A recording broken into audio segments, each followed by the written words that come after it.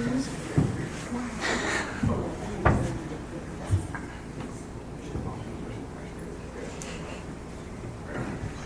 evening. I welcome you to the regular Town Council meeting of the Town of Sunnyvale for September 24th, 2018. We appreciate you being here tonight. We have a very special guest. We have Pastor Don Griffin. He'll be coming forward to lead the invocation this evening. Thank you, Pastor, for being here.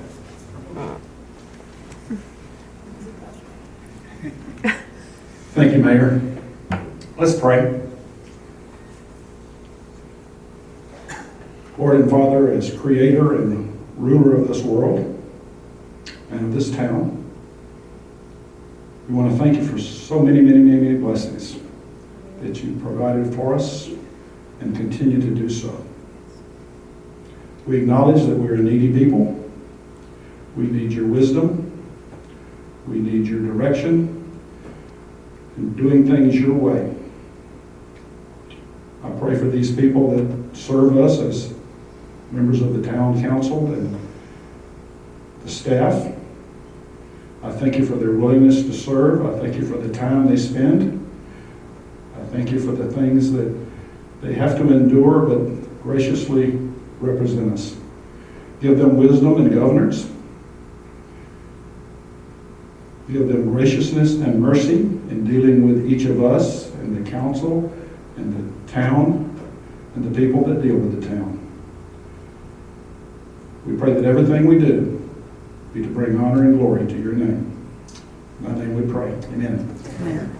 Thank you, Mr. Griffin. Please join me standing in the pledge of allegiance. I pledge allegiance to the flag of the United States of America and to the republic for which it stands, one nation under God, indivisible, with liberty and justice for all. Please be seated.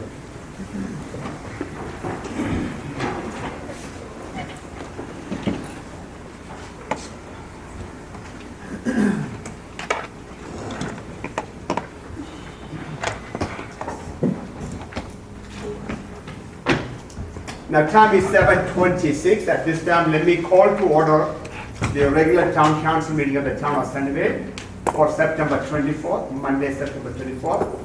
For the record, all council members except Councilmember Mr. McNeil are present. Mr. McNeil most probably will not be joining us this evening. Council, we had a recognition item on the agenda, but Mayor Hawk, we could not be here this evening, so we can move on to introduction of new Parks and Recreation Director. Let me turn this over to Brian. Let me also, for the record, let me just let you know that Charles Daniel, town manager, will not be here this evening. He's going to be out for the next couple of days. Mayor and Council, I'd like to introduce our new Public Works Director, Burton. Oh, my bad. Parks Director, that's right. Burton Barr. He's married and has a 12-year-old kid. He comes to us with 10 years of experience from the city of Cleburne as the director that covered many different areas. Today was his first day, and we are excited to have him on board. Burton. Welcome to the town of Sunnyvale. I'm glad that you're here. You want to say something? You don't get too many opportunities.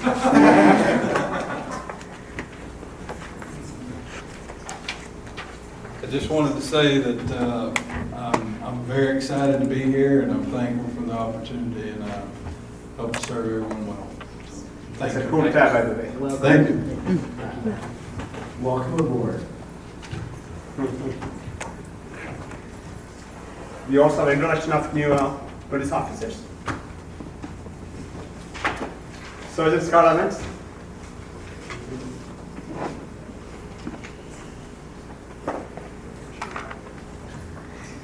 Good evening, sir. How are you doing, Mayor? Wonderful. Mayor and Council, it is my privilege to introduce one of the two new deputies. The other one is decided he's going to go on vacation, and Already? yeah, so already. So, but you know what? It's well deserved. It's not too often that we get new deputies in Sunnyvale. Sunnyvale is a sought-after position. People, when they get here, they tend to stay for many, many years. So I was very fortunate to get 2 new bodies who bring a lot of new excitement and what's a good word I can use? Pizzazz to Sunnyvale. Because, you know, it's easy to get complacent in what you do if you do it day in and day out. This town is changing, as everybody knows, on a day-to-day basis. So now I have the privilege of having 2 new deputies who are very focused, are very motivated, they're active, they want to make a difference. And they've already done it in the short time they've been there. Both of these deputies have made very, very quality stops. You know, Deputy Matthews here, who I'll introduce in just a second, made a stop within his first week, and it's possibly going to be suspects in car burglaries that we've had. So I'm very proud, and I'm very excited that I got the new blood, and I think that they'll do good things here in Sunnyvale. So this is Deputy Vincent Matthews. He's been with the department for 10 years. And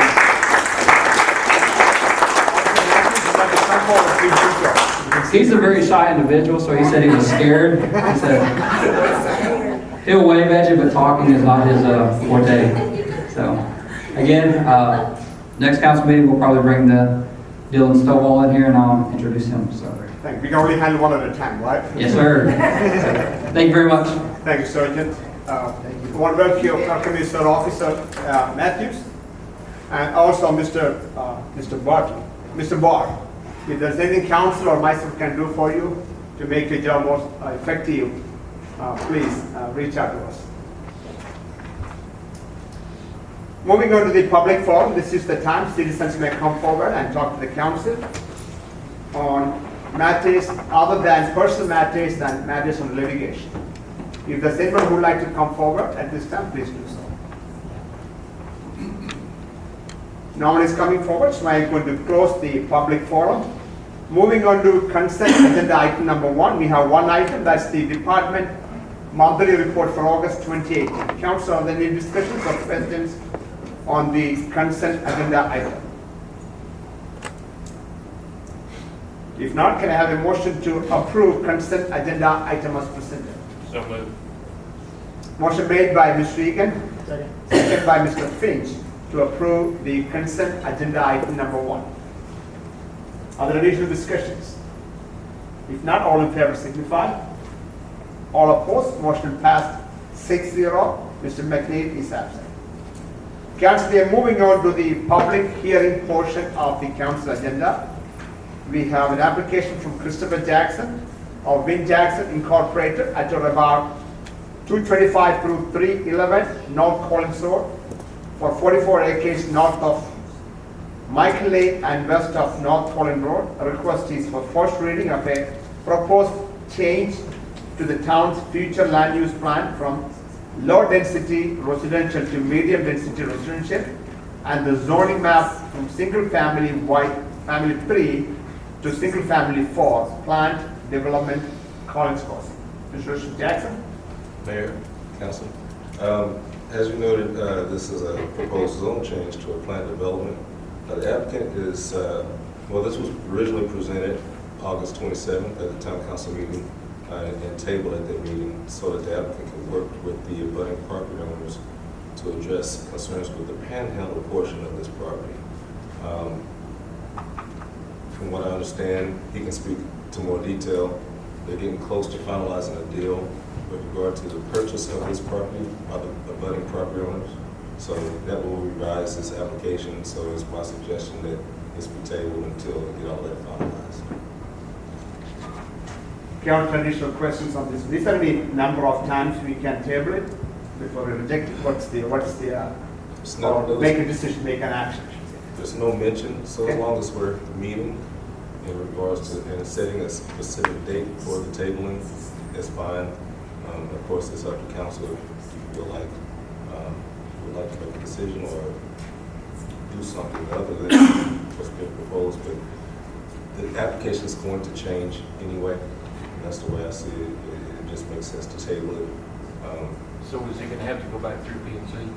No, not if we, Mr. I mean, Can you mic on, please?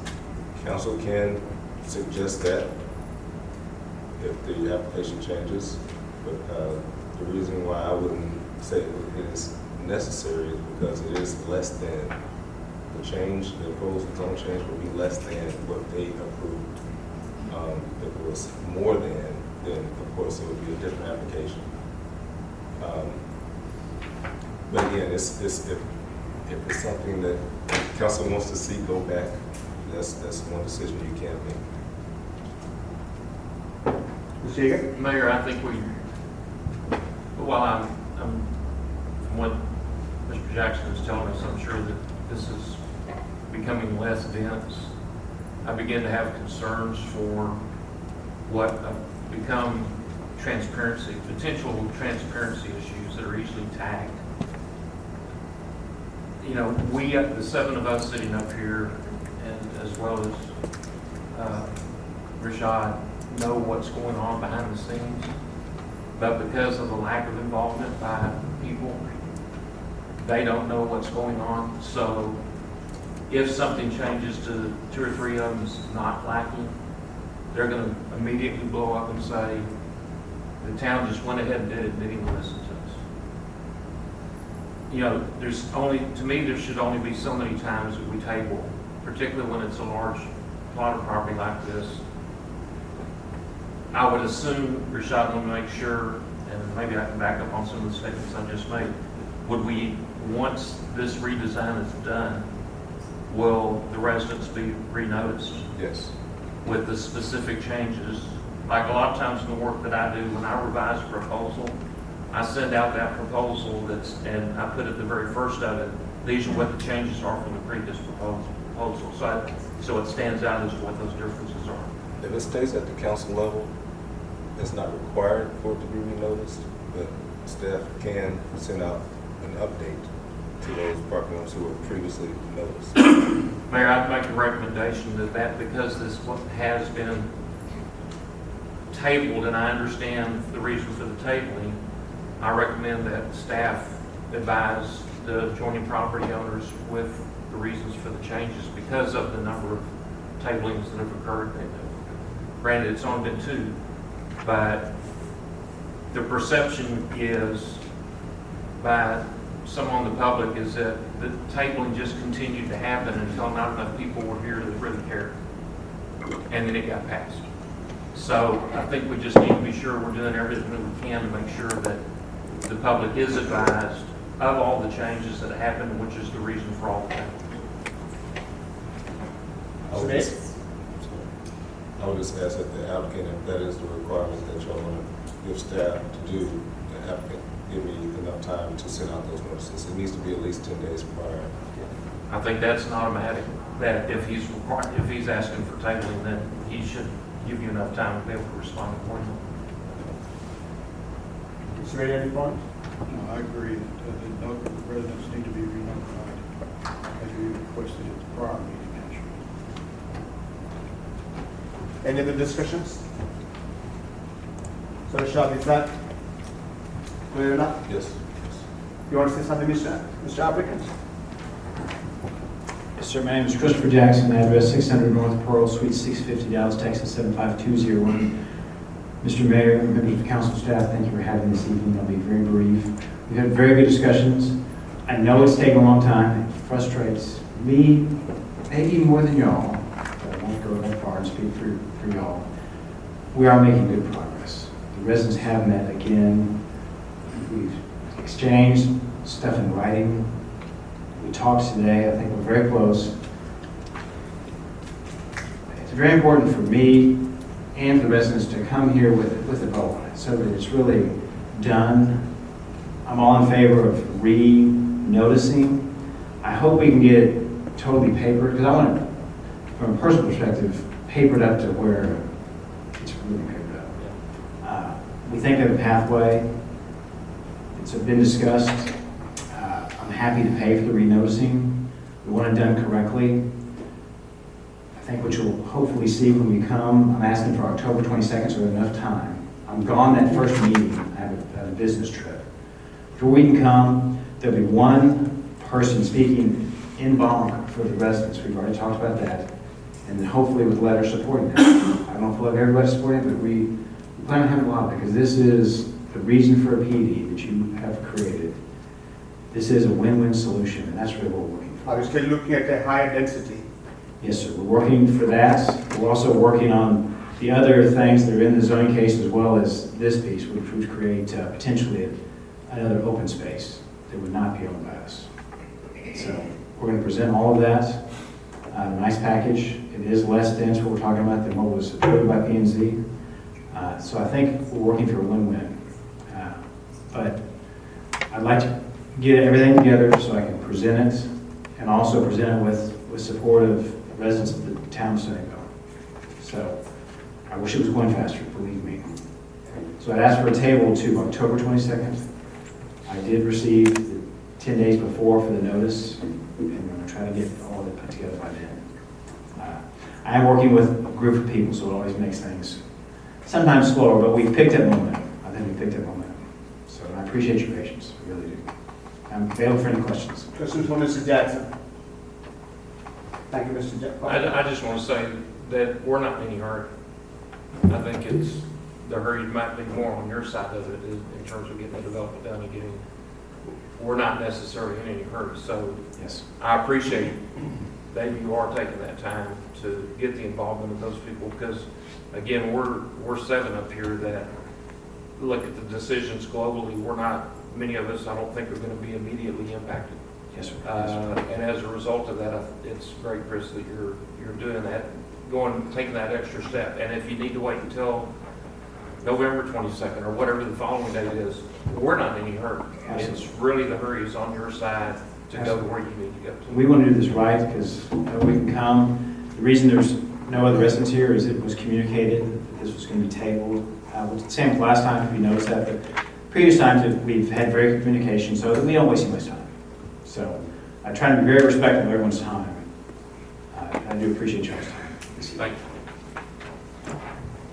Okay, can I have a motion to table the application of Christopher Jackson of Win Jackson Incorporated for the requested first reading of the proposed changes to town's future land use plan from low density residential to medium density and zoning map from single family free to single family for planned development.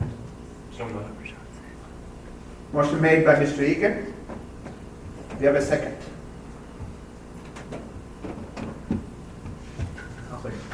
Second by Mr. Finch to table the application of Christopher Jackson of Win Jackson Incorporated. I'm sorry? To October 22nd. To October 20th. Everyone heard the motion? All in favor signify. All opposed? Motion passed 6-0. Thank you, Mr. Jackson. Moving on to agenda item number 3.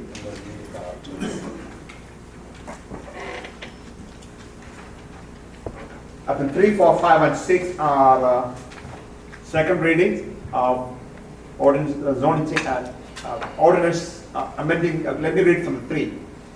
That's the application from the town of Sunnyvale. The request is to amend sign regulation for non-residential flagpoles. It's a second reading of an ordinance amending the town unified development ordinance, ordinance 17-09, duly passed by the town council on March 26, 2018, as amended from time to time, so as to review and amend section 3.06.01.b, sign types and regulations, specifically section 3.06.01.b.16, flag as well as any other associated sections. Mr. Jackson? Mayor, Council. At the last town council meeting, we reviewed this proposed amendment for the flagpole regulations within the town of Sunnyvale. Staff was asked to do some research on the flag sizes and flagpole heights. My town planner, Eric Dale on here, did that research for me, and we concluded that what we have proposed puts us in line with what is typically allowed within for flagpole regulations. It should cover a majority of what is out in the city right now, in the town right now. I drove around a little bit and I noticed that majority of the flagpoles weren't any taller than those homes or those buildings within their districts. So if I took that as a baseline, the majority of the flagpoles are either 20, 30 feet tall, and in non-residential, 40 feet tall. The only one I saw that might have been taller than that was along the US 80 frontage road. It's not fence supply, but trailer, Superior trailer. Theirs is pretty tall. I couldn't tell you exactly the height. I think this amendment will address the concerns of the heights of the pole, and we're proposing to consolidate the regulations into one location rather than having residential in a separate location, put them all in one location under section 3.06.01.b under sign regulations. And Rashad, then any poles that are currently in town would then be classified as legal non-conforming Legally use. non-conforming. And we would be prepared to deal with any resident or any business owner that would come to the town and want Yes. to try to say, well, they've got it, type of thing. Yes, yes.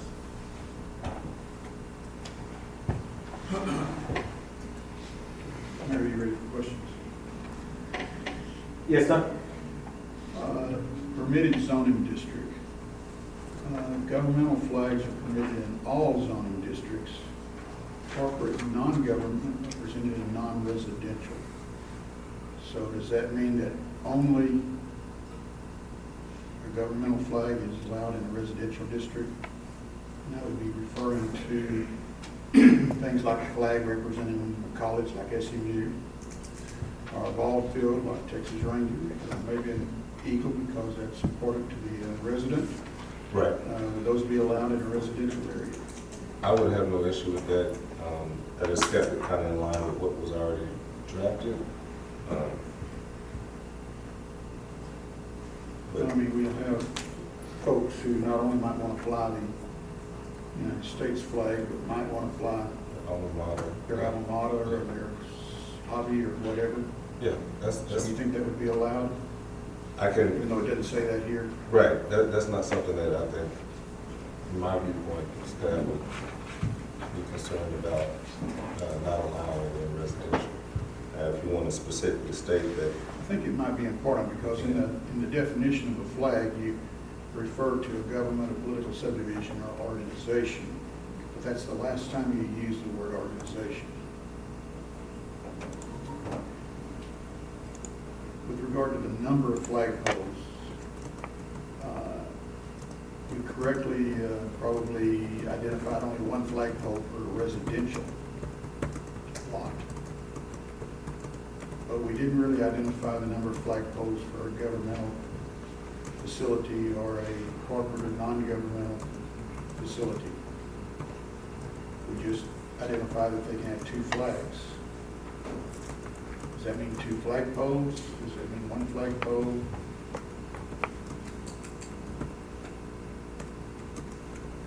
something else we could address if you like. I'm thinking about banks who generally have 1 or 2 or maybe even 3, like one probably does here. Businesses might want to put their corporate flag as well as their United States flag. I'm just thinking that maybe they might want more than 1 flagpole. We have 3, as you know,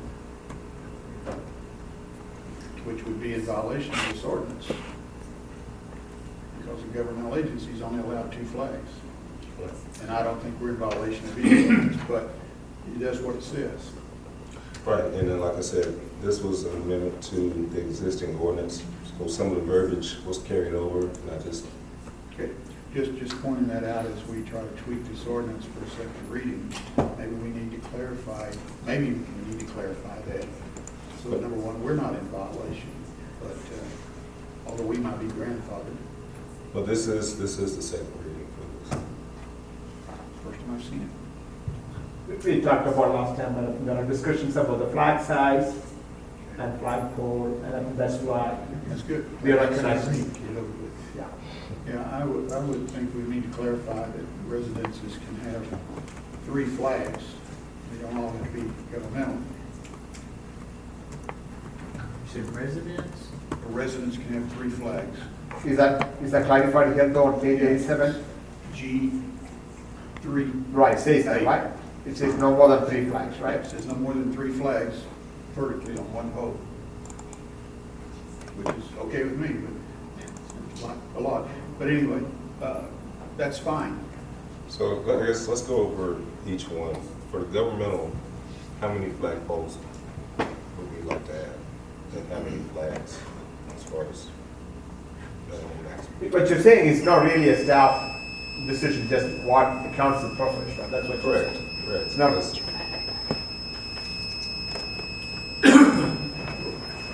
Probably the So only battery backup's governmental dying.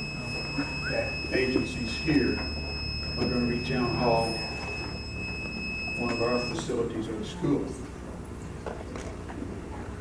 I don't think anybody else is going to put a governmental office here. it says the council prefers 3. But really, it's not a magical number, it's just a number. We decide. 3 on a pole or 3 poles? 3 poles. We could do as simple as what you just stated. Yeah, 3 or 3. yeah, it's gotta be, I mean, we could say a maximum of 3 poles or a maximum of 3 flags. However someone wants to do that, it's up to them. I know a lot of businesses have 3 poles. US flag, Texas flag, and their corporate flag.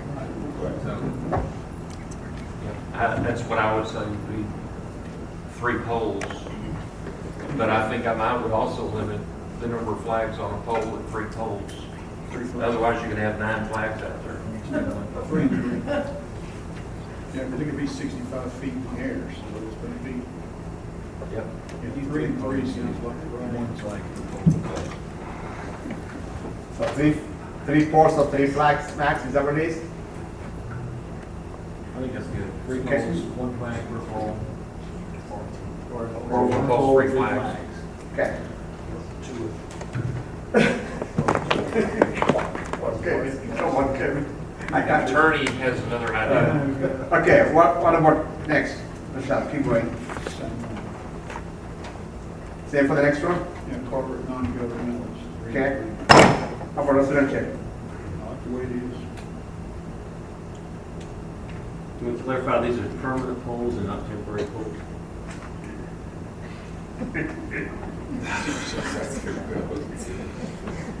Well, I ask that because I don't mind telling you, on holidays, I put multiple flag poles, they're not 40 feet high, but I put multiple US flags in my yard, so is that a violation, or we're talking about permanent? It may seem innocuous at the moment, but just a question. Permanent would be what we want to say. I think this is primarily dealing with permanent. Okay. The residential flag can't be higher than 40 feet, so you wouldn't have awfully small flags with 3 on it. Tell us what that 40-foot pole up. So let me make sure. So is that the change you're asking? So under G, he will add staff will add a comment. So it could be 3 poles or 3 flags maximum. Is that the only change?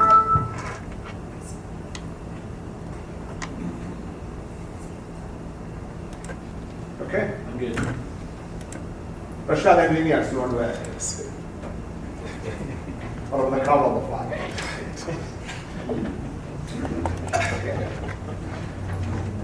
Okay. Okay. Any other discussions on it?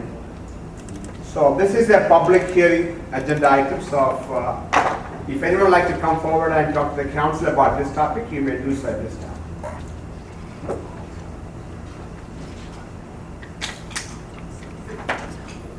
Good evening, Mr. Thomas, how are you? Good evening. Walt Thomas, 477 East Ward Road, Sunnyvale. I just wanted to, first of all, thank Rashad and the staff for reviewing the flag ordinances, and the entire staff, P&Z, passed through them, and the council.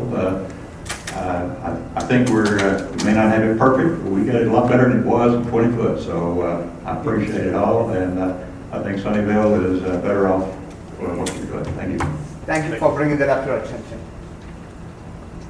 And also, thank you for your calculations.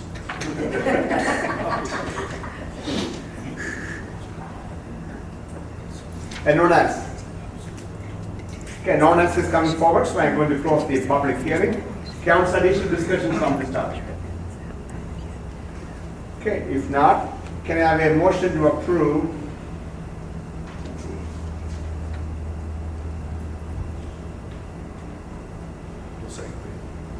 Yeah, this is second reading, right? So, the ordinance number 1709, is that the number? Let's rate it. So it is correct? 1822. 1822? Yes. Yes, What's that? 1822. Page 83. Okay, 84. thanks, sir.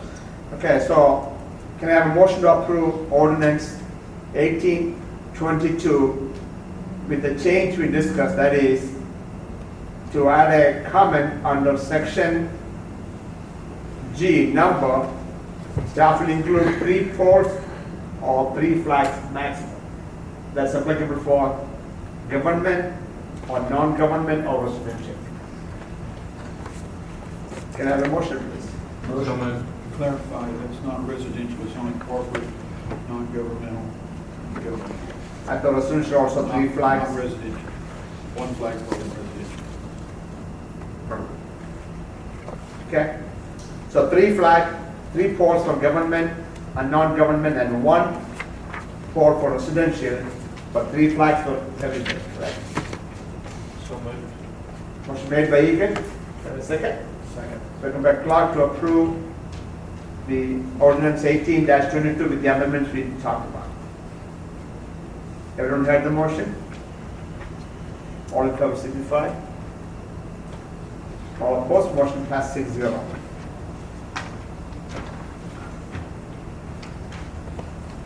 Moving on to the item number 4, that's the application Town of Sunnyvale request is to add a heavy assembly and manufacturing processes. I'm sorry, before that, that's it, 1 second. Item number 4, that's the application from Town of Sunnyvale. The request is to change the light industrial zoning district LI name to the industrial zoning district I. And this is a second reading of an ordinance amending the Town Unified Development Ordinance, Ordinance 70-09, duly passed by the Town Council on March 26, 2018, as amended from time to time, so as to amend section 3.03-12, light industrial, specifically the zoning district name, as well as section 3.03.02, table 12, and other associated sections within the Unified Development Ordinance. Rashad? Mayor, Council, at the last time we read these amendments, this is actually just one of them, but this is associated with 3 other amendments for the industrial district that were read. This proposed changes is specifically to change the zoning district name from light industrial to industrial. I didn't know if you wanted to go ahead and read the others, or we can just... No, let's do one at a time. Okay. Council, any additional discussions on this topic?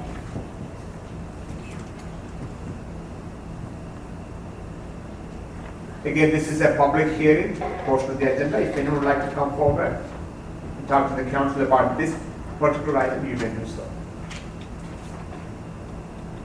No one is coming forward, so I'm going to close the public hearing. Council, additional discussions on ordinance 18-18 as presented. No additional discussion. Can I have a motion with respect to ordinance 18-18? So moved. Move to approve. Approved. Motion made by Egan to approve ordinance 18-18 as presented. Is there a second? Second by Mr. Allen. Everyone heard the motion? Any additional discussions? All in favor signify. All opposed, motion passed 6-0.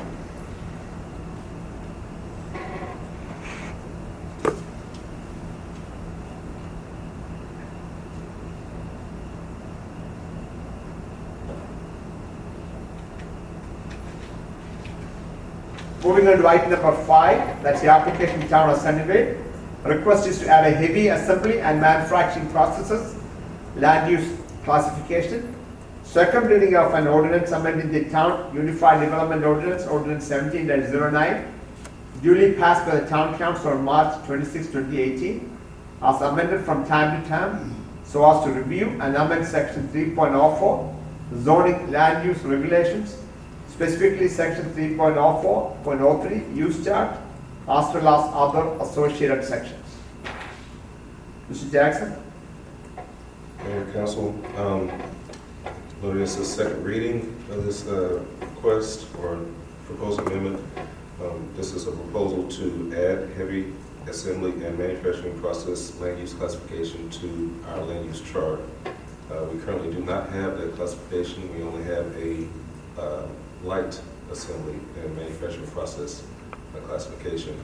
The amendment would require a specific use designation prior to approval.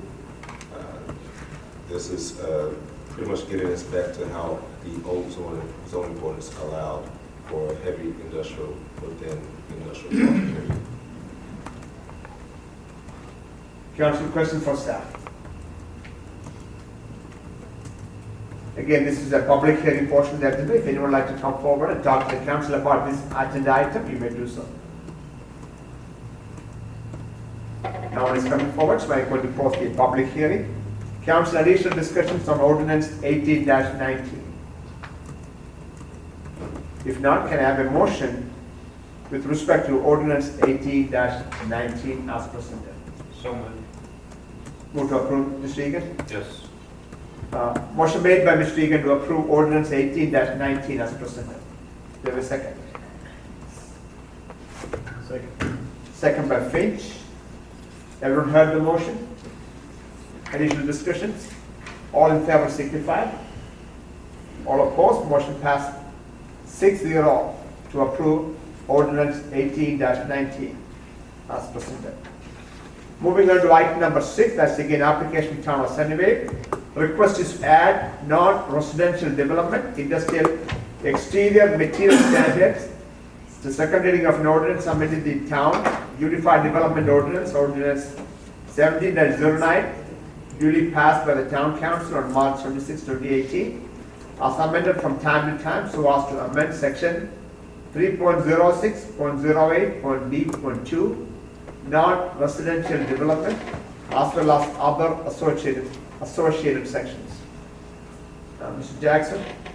Mayor, Council, as noted, this is an amendment to revise our industrial exterior material standards to allow for some exceptions within the industrial area. Currently, we require all industrial buildings within the industrial area to be 90% masonry. This was done during the process of the drafting of the UDO to make everything consistent with non-residential development.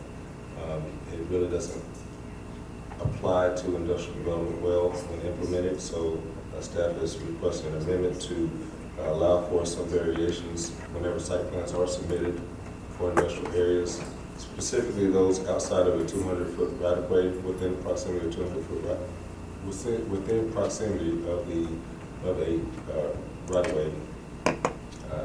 As long as they're outside of that 200-foot area, they'll still be able to request alternative compliance if they are within a 200-foot right-of-way. Staff made an exception for that, but they'll still be required to do 90% masonry on the facade. That is primarily the amendment and trying to bring us back to the way it was previously in the old zoning ordinance. Mr. Town Secretary said 18-20. That's correct.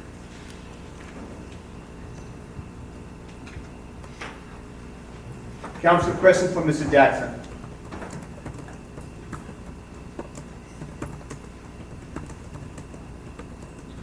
It's a public hearing portion of the agenda. If anyone would like to come forward, please do so at this time.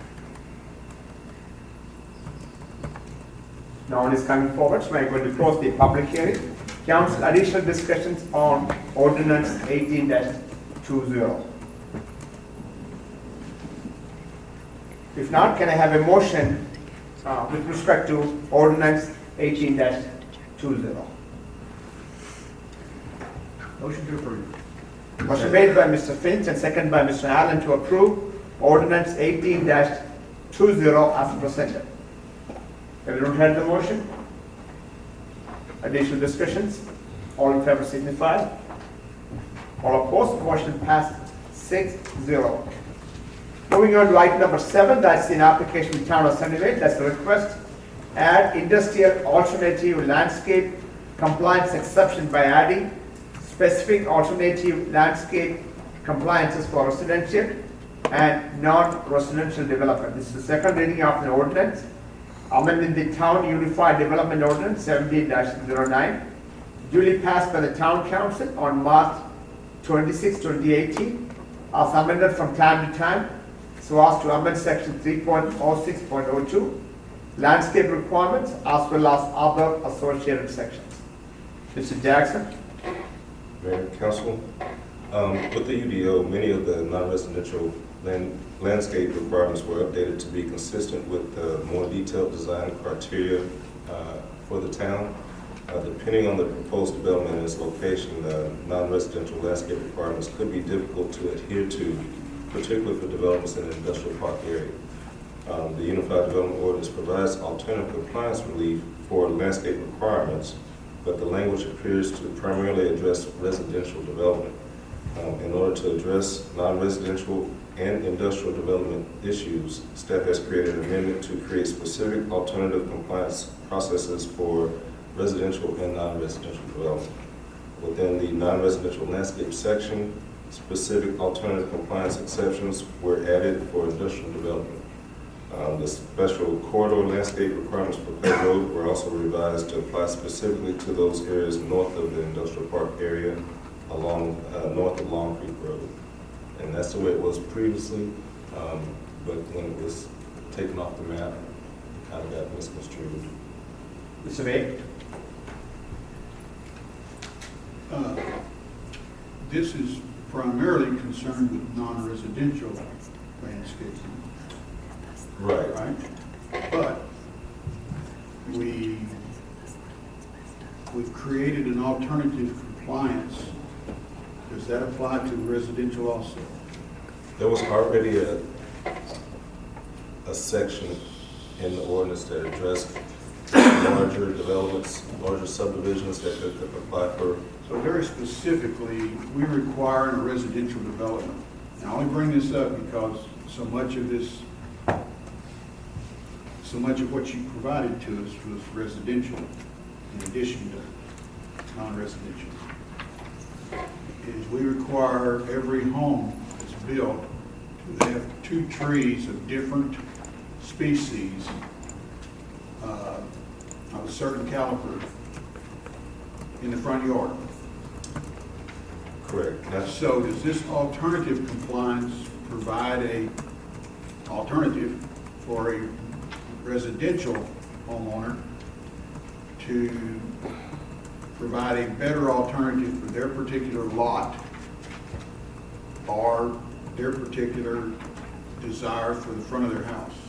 The way I've interpreted the current regulations as they stand for the alternative compliance for landscape requirements, it's under the residential zoning section, but staff has only applied that to large-scale developments. Say a developer comes in, Collins Crossing comes in, and they want to propose something that's not in our landscape plan, or not necessarily landscape plan, our specific tree requirements or buffer requirements, and they want to design it differently. This allows for that. When you get all the way down to individual lots, it's not necessarily staff's understanding that this is intended to apply to that.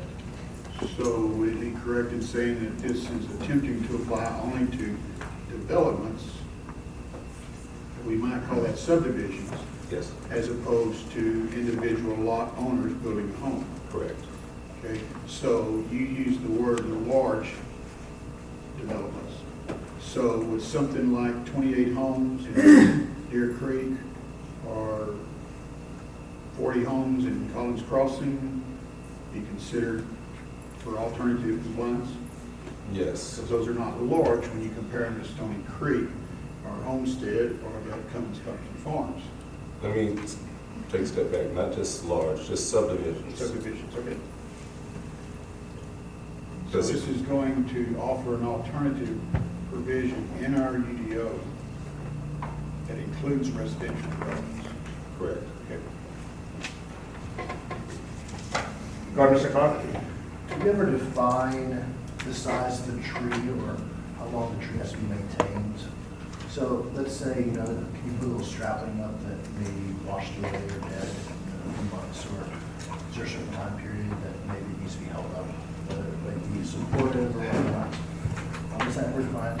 That is in our ordinance. I couldn't tell you specifically where it is, but in the open space requirements for landscape maintenance, we do have a landscape maintenance section in our UDO that addresses how long a tree is supposed to last when it is finally transferred over to the HOA or whoever's intended to take care of it. Additional discussions on this topic? Again, this is a public hearing portion of the agenda. If anyone would like to come forward and talk to the council, you may do so at this time. No one is coming forward, so I'm going to close the public hearing. Mr. Jackson, was there a change to the text you presented, or based on Mr. Wade's questions, or it's Mr. Wade's clear as it stands? I think we're okay. Okay. Are there additional discussions on ordinance 18-21? Okay, if not, can I have a motion with respect to ordinance 18-21? Motion to approve? Motion made by Mr. Finch to approve ordinance 18-21 as presented. Do I have a second? Second. Second by Clark. Everyone heard the motion?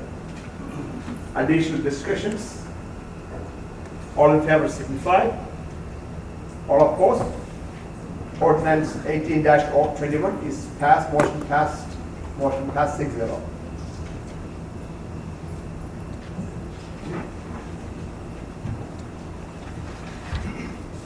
Moving on to discussion and action item portion of the agenda. Item number 8 is for Mr. Lai, Town Engineer. Thanks for preparing for this resolution last minute. Again, the item is to discuss and consider and provide an update to the Town Council on the status of the Collins Road improvement project from US Highway 80 to Troop Road. Mr. Lai? Yes, good evening, Mayor, Council.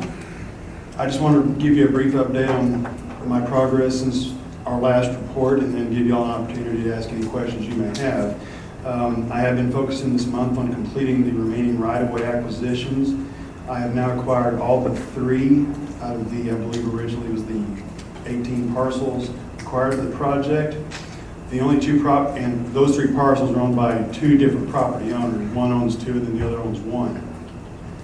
The Hennard brothers, which own the 2 larger parcels at the south end of the project, basically between here and 80, they had some questions about driveway placement for their upcoming, they want to develop those properties eventually.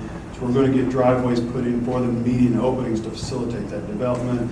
They also had some questions about the removal and replacement of their existing fences, in order to keep those properties secure after the road is built. Those questions have been answered. And basically at this point, it's just waiting on them to finish everything with getting it signed and back to me. The other, Is this the one property owner? the Hennard brothers as a group own those 2 parcels on the south end of the project. Okay. The other remaining tract is the bank, just here north of Town Hall. The president of the bank is fine with the small easement acquisition that we're acquiring from them.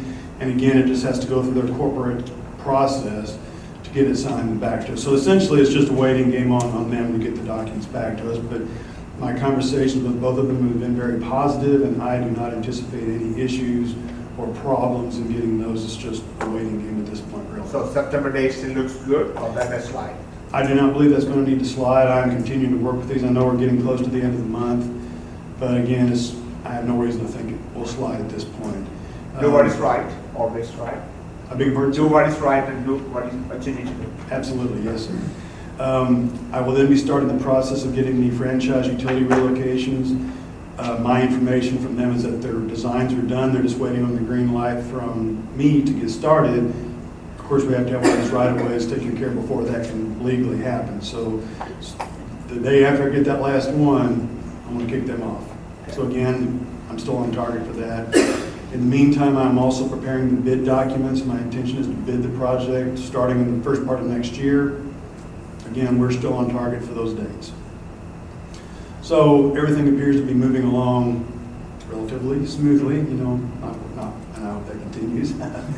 But that's where we're at. So with all that having been said, I'd be more than happy to answer any questions any of y'all may have at this point. Okay, thank you very much for putting this to the side. This is what we need. Just a big picture and where we are as far as progress is. Thank you. Yes, sir.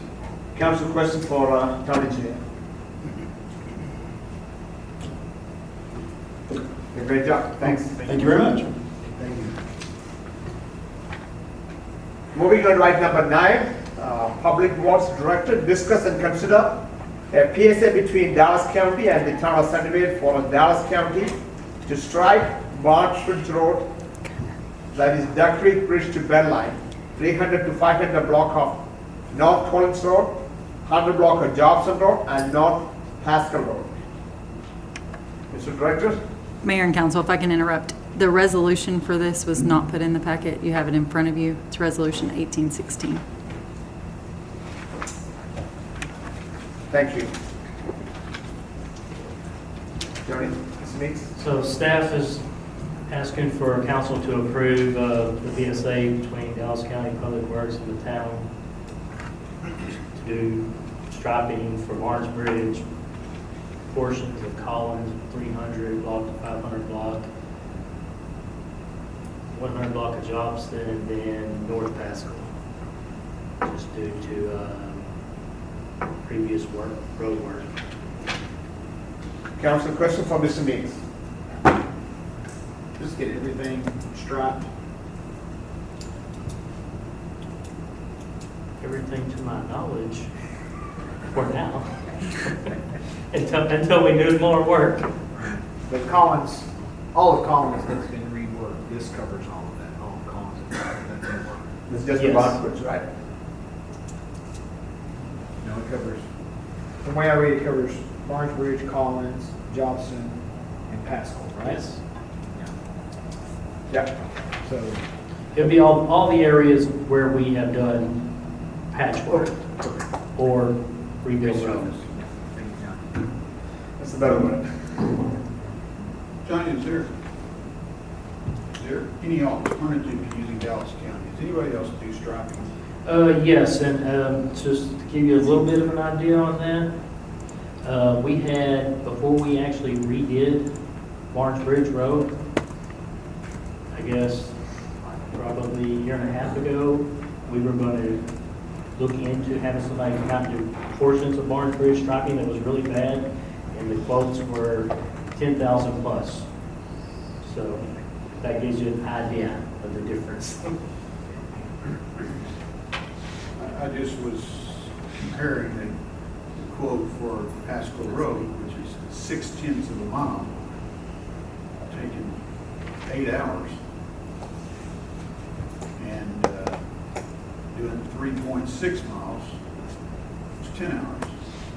And it's like, that sounds I can't tell you how they, exactly the numbers, how they come up with their numbers. What's the total cost, Johnny? we know that it's. What is the total expense? The total expense would be $3,424 total. And North Pascal would be 100%. The other three roads would be 50%. And these rates that they put in for hourly rates, we know these Yeah. people are not getting paid $123 an hour. Yeah, Like I said, I can't speak for that, but I do know, Plus overhead. I do know that when we go out for bids from other, it's nowhere close.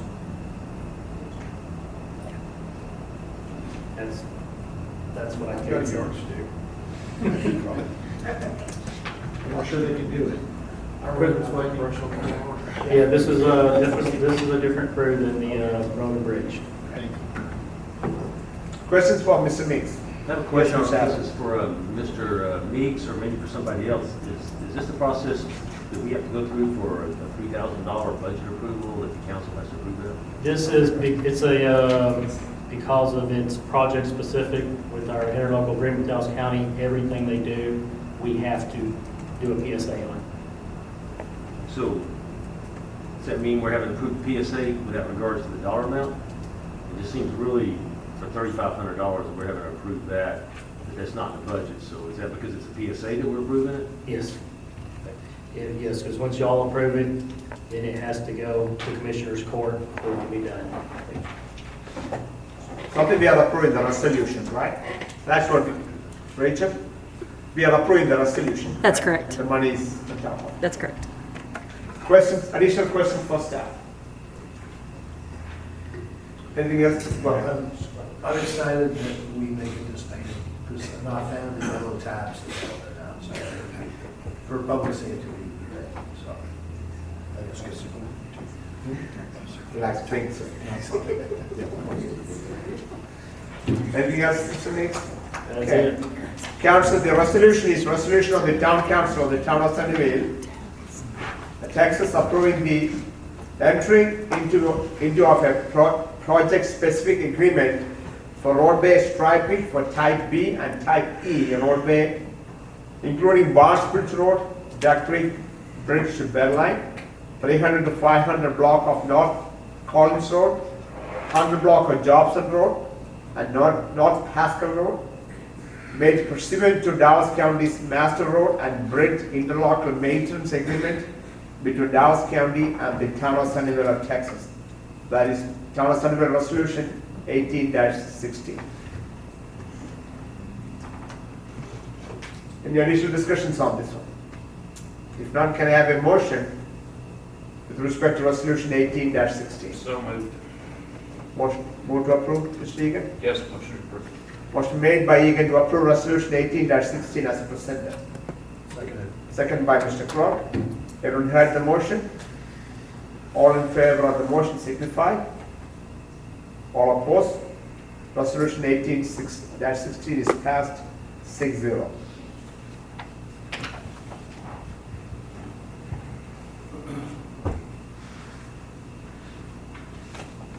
Do you have a second resolution for this one? For the next one? Okay. That's item number 10. That's to update regarding glacier subcommittee status and discuss and consider additional funding towards the glacier concept plan development. Ms. Anderson? Good evening, Mayor and Council. As some of you remember, some of you will not because you were not on council at the time. But back in April, the council and 4B both approved to split the hiring of a consultant to be able to develop a master concept plan for the glacier property. At that point in time, both board and council approved up to $10,000, splitting that 50-50, so $5,000 apiece between the board and between the council. Since that time, we have hired a consultant, or we approved a consultant. We had a couple of responses to an RFQ that went out. We did some interviews. We chose a firm, and you have a fee proposal that I apologize was not in your packets that was sent out, but you should have received them. If not, let me know and I have a copy of that. In that fee proposal that we were provided, the cost of the services was going to be almost $30,000. We went back and negotiated and took out some of the scope and redeveloped what you see as a additional fee proposal sheet. And that's the current fee proposal where we're at, that will develop a master concept plan for the glacier property, creating that as an equestrian center with a perimeter trail around it. So the price now has come to $14,999 with a reimbursable expenditures up to $900.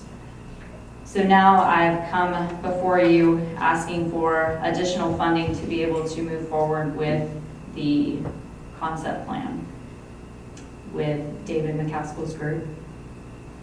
Sorry, I know something's fixing to hit me, so. I feel like I'm being really loud. Okay. Did you make your point? I'm trying to make my point, but I know I'm going to be hit with some questions. So question for anything else? I'm sorry. So no, the cost now has gone up from the $10,000 to almost $16,000 with a split cost of $79.40 between council and the board. I took this before the board on last Tuesday and the board approved for the additional expenditures. So now I'm bringing this before council to see if y'all would like to also move forward with. So here the request is to increase the fee, I should say the budget allocation to $14,999 plus $900 for reimbursement. Correct, which comes out to $79.49.50. 50 between, okay. Council question for Ms. Anderson. Tracy, thank you. I do have a question, and you're actually correct that I was not on the city council in April. However, I recall having attended the 4A4B meetings and other meetings at that time, and it was my understanding that the RFQ was going to be to design or a concept for possibilities and not necessarily singularly a horse stable. Did I misunderstand something in the process, or is that the only direction that we are going with this piece of property? As of that time, and Mr. Wade may be able to speak differently, but as of that time, yes, it was only for an equestrian type center and figuring out what we can do to still keep the horses in an equestrian as opposed to a full-blown park or anything like that. So at the time, it was talked about how you could have different pictures or photos based on if this is what we could get for $500,000, this is what we could get for $1 million, or whatever the price is, but still keeping it equestrian based with a trail on it. Correct me if I'm wrong. It's not the whole, my memory was similar to what Mr. Adams says. That it's one option. Again, I like the horse option.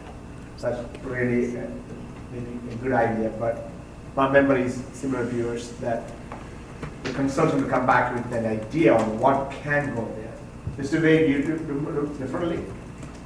Yeah, my recollection is that the town bought this piece of property whose sole purpose of maintaining the aesthetics of what we had been a part of for some 60 years, that being somewhat of a horse pasture at this particular location. As you recall, it was proposed at one time to be a housing development. But the town desired to not only not have the housing in that particular location, but to maintain the aesthetics of what was probably a equestrian type use, not defined necessarily, but as opposed to some options in the past which included soccer fields and so forth. Now, my recollection of the agreement when we bought this was we would maintain it in its present state for some period of time, because number one, we didn't know what we were going to do with it, and number two, we didn't know how to proceed with it with regards to funding and probable upgrades. And I know even at one point in time, we discussed an option for the school to take it and have a FFA barn there. They went another direction, so that kind of evaporated. So this is nothing more than the council appointed a subcommittee, which at the time included 2 council members and 2 members of 4B, to brainstorm as to how to proceed. And after some discussion with the property owner, or the leasing tenant, and certainly a lot of input from those who have horses there, the desire was to maintain the equestrian center. And to do that, we can't really continue it as it exists today. If you haven't been out there, you will know that while the horses are in great shape, there's no mistreatment of horses, they certainly do not have the shelter accommodations that are appropriate and that we would desire, especially now that we own the property. So this subcommittee, with your agreement, sought out some RFQs and came back and examined 2 of them and selected one to move forward with. And after negotiations with that, we're to the point now of saying it's going to cost us a little more than we anticipated. And we scaled the objectives down a little bit so we can at least get an idea of, what can we do on the property and what kind of cost are we looking at. There is no belief that this entails going the next step, which would be engaging construction. This is simply what can we do on the property, and what kind of cost are we looking at when that someday might actually happen. When you say we, is the committee thinking about town taking on and running an equestrian facility? Is that the way? Or we are talking about options for my memory was trying to get. The committee hasn't decided anything of the such. We, of course, have several options. We could create our own equestrian department. For your information, we even talked about putting animal services out there in a new facility on the property. But we could also just create a partnership with another entity, such as eQuest, and there are others that could run the facility for us and on our behalf. And it become nothing more than a town asset, much that we might do if we ever created a community center or something. We either do it ourselves or we lease it out to somebody else to run. So those decisions haven't been made. This is simply, we own 32 acres of an equestrian property, and what could we do with this property if we want to keep it as an equestrian property? Mr. Finch? So obviously I was not here when this was decided. I do remember some conversation, but I guess I would ask, what's our end game here? I mean, if we've already spent $400,000 on buying a piece of horse property, we're about to request another $15,000 to do a study on what we can possibly do with this horse property. It's in horrible shape right now. But yet we don't know what we're doing. We have to pour money into this. And I have a real question about pouring this much money into a piece of property for limited use of our residents. And this is a rhetorical question, but is the viewing of horses worth right now $500,000 and potentially another $500,000 when we have to build a facility? And so that's why I understand there's going to be some trails possibly proposed here, but if you look at this RFQ, it's focused on an equestrian center. And so I guess my point is, what else could we do with this property? We're not asking the consultant to even consider anything else other than, according to the RFQ, to focus on horses. And look, I love horses, but I'm not sure it's a good use of taxpayer dollars for those of us that live around it to be able to see horses. I look more broadly at what is the best use of our taxpayer dollars so that all residents can enjoy it. And here's the question that I don't know the answer to. Are residents willing to foot that kind of bill so that if they want to drive by and see horses, that's worth $1 million or $500,000 to our entity? Let me respond to that very quickly. Councilman Finch, I appreciate your comments there, and I understand what you said. But I might come back and say we do the same thing with regards to trails. There are those that use trails very limited in this town, but yet we spend tons of dollars putting in trails. So there's a lot of projects that get done in this town that perhaps residents don't use or don't necessarily support, but we do. But this property was bought by the town primarily because of its current nature. And yeah, I guess there's alternative uses for it, including the soccer fields. But I think you would find a lot of opposition to that also, especially from residents across the street from it. Well, I'm sure the people across the street want to enjoy horses. I got that. But to your trail argument, a lot fewer people on horses than can walk a trail. And so, I see your point, and we're not gonna solve it tonight, but, that's my concern is whether we approve $15,000 more to go in there or not, the bigger picture of, is this the wise use of taxpayer dollars to have, for us to get in the business of equestrian, whatever. And so that's my bigger question is this the wise use of our dollars, and do we want to be in this business? Really, right? We're already in the business, quite frankly, I guess, because we own it, and there are horses out there, right? And so it's a mess right now. I think it's a liability to the town right now for us to have it. If you haven't been out there, there's wiring hanging everywhere, and it's a mess. I'm ashamed to say we own it. Because it's not what Sunnyvale, it's not anybody else that owns this business, we would have somebody out there doing an inspection on it right now and probably close. So that's my bigger concern is sorry, Tracy. You're fine. You asking for this $1 that does open it back up. So I just have concerns. Well, and at the time, just so you know, at the time the RFQ went out, it is focused on equestrian because that was the direction at that point in time to focus on an equestrian site. So that's why the RFQ is poised in that direction. So I want to turn back on to the RFQ. I certainly don't have a problem seeing what we can do with this piece of land. I'm not sure that I agree with equestrian land. I have several friends I've inquired about that I know personally that own equestrian centers far north of DFW. They weren't very receptive to either any kind of feedback on this piece of land. So I'm very interested in the cost this is going to be to the city, and I think that Councilman Finch said is the cost worth the investment. So is this, and again, I thought that this was going to provide us some options, not necessarily just an equestrian option. And I do want to say I think that land is in not very good shape right now. So whatever we do to improve it, whether it's horses or it's trails or I don't know, the soccer fields are the right thing to even consider there, but if it's a soccer field, that's fine. I'm not opposed to anything. I just thought we were spending money to see what options were, and it seems like that we're spending money only for equestrian.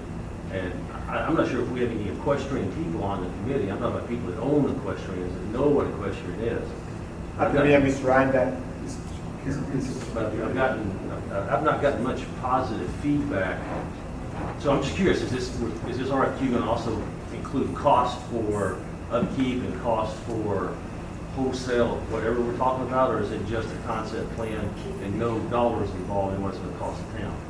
So the concept plan will come with photos and different pricing options to show at this dollar amount you can get something that looks like this, at this dollar amount you can get something that looks like this. So there will be options as far as cost and what you can get within that. So you have, and maybe at the time that this was being discussed, the options that were talked about were kind of, can we put a tack room in there? Can we put an apartment in there? Can we put a riding arena? Or what do those options, equestrian options, look like?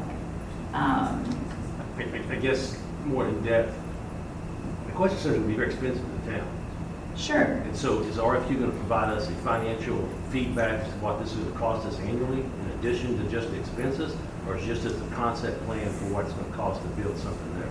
Right now at this price, it's just what it's going to cost to put something out there. If we go up to the $30,000 cost, then that's when you start looking at your lease agreements, the different options you have on if you want to own it as an equestrian center, if you want to have eQuest or somebody like that come in and lease it.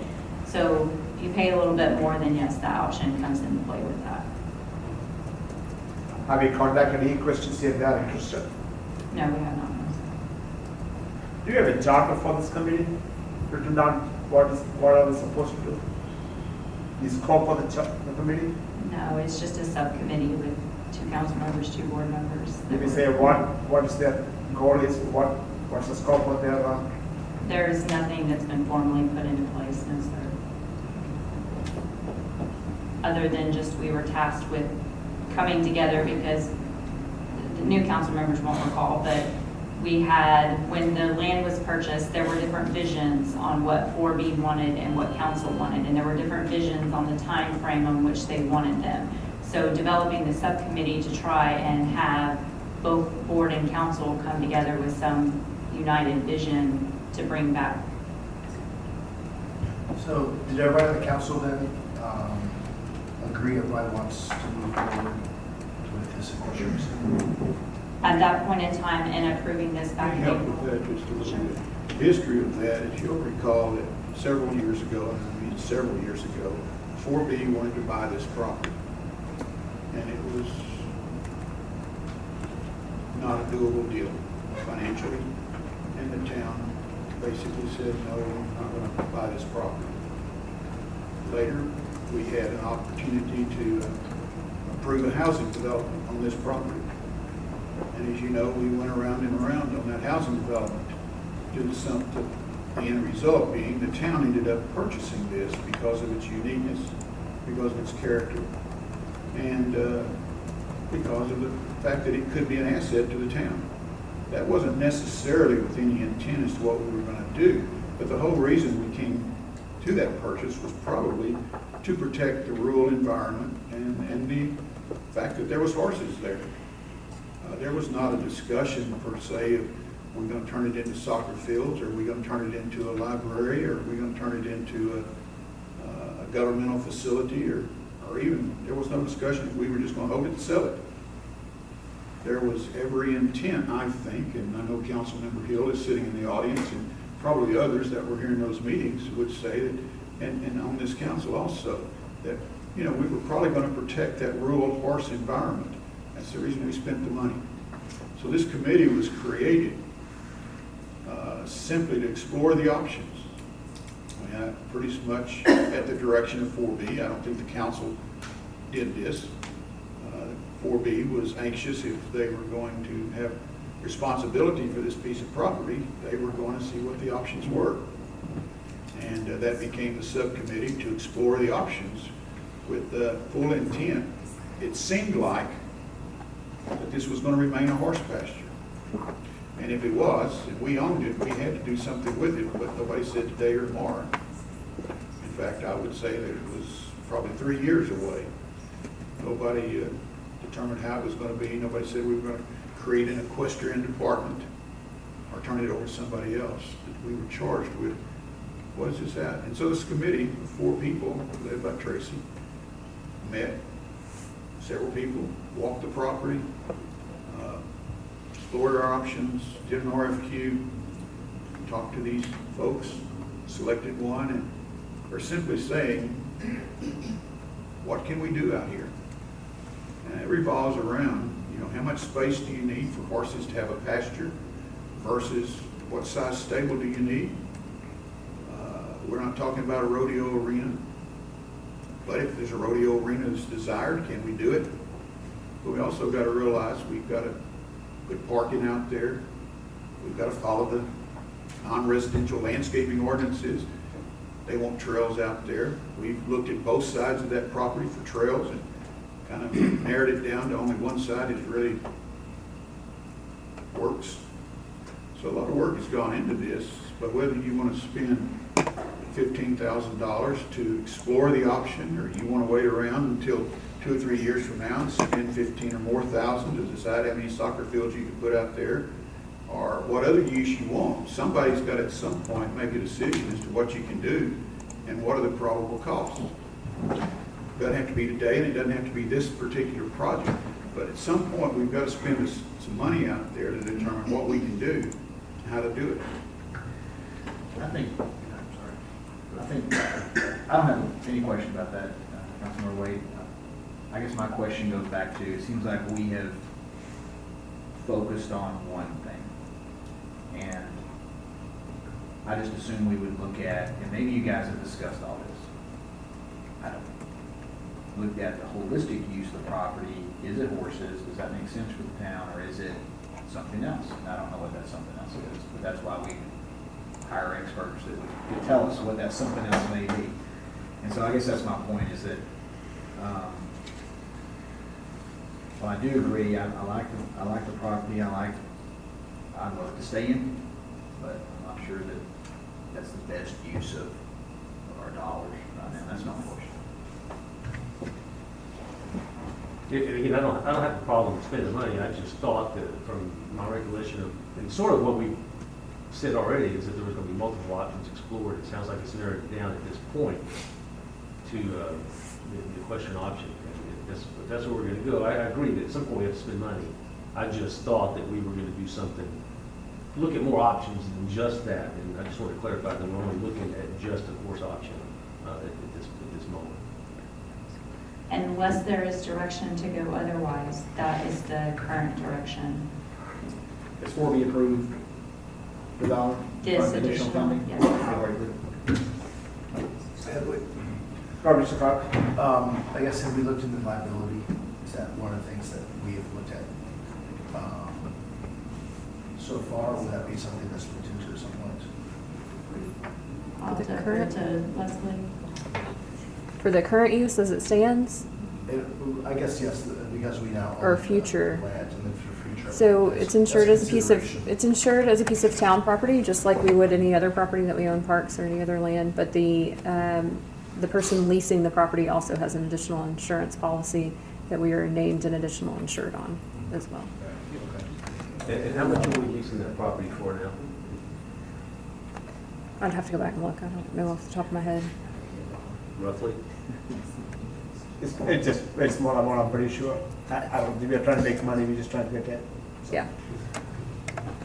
Again, I like the idea of horses, and many people watch that in the game, and I'm more for it. The only, from a project management perspective, right? So, let's say this RFQ comes back and says $15,000 we spent, we got this one.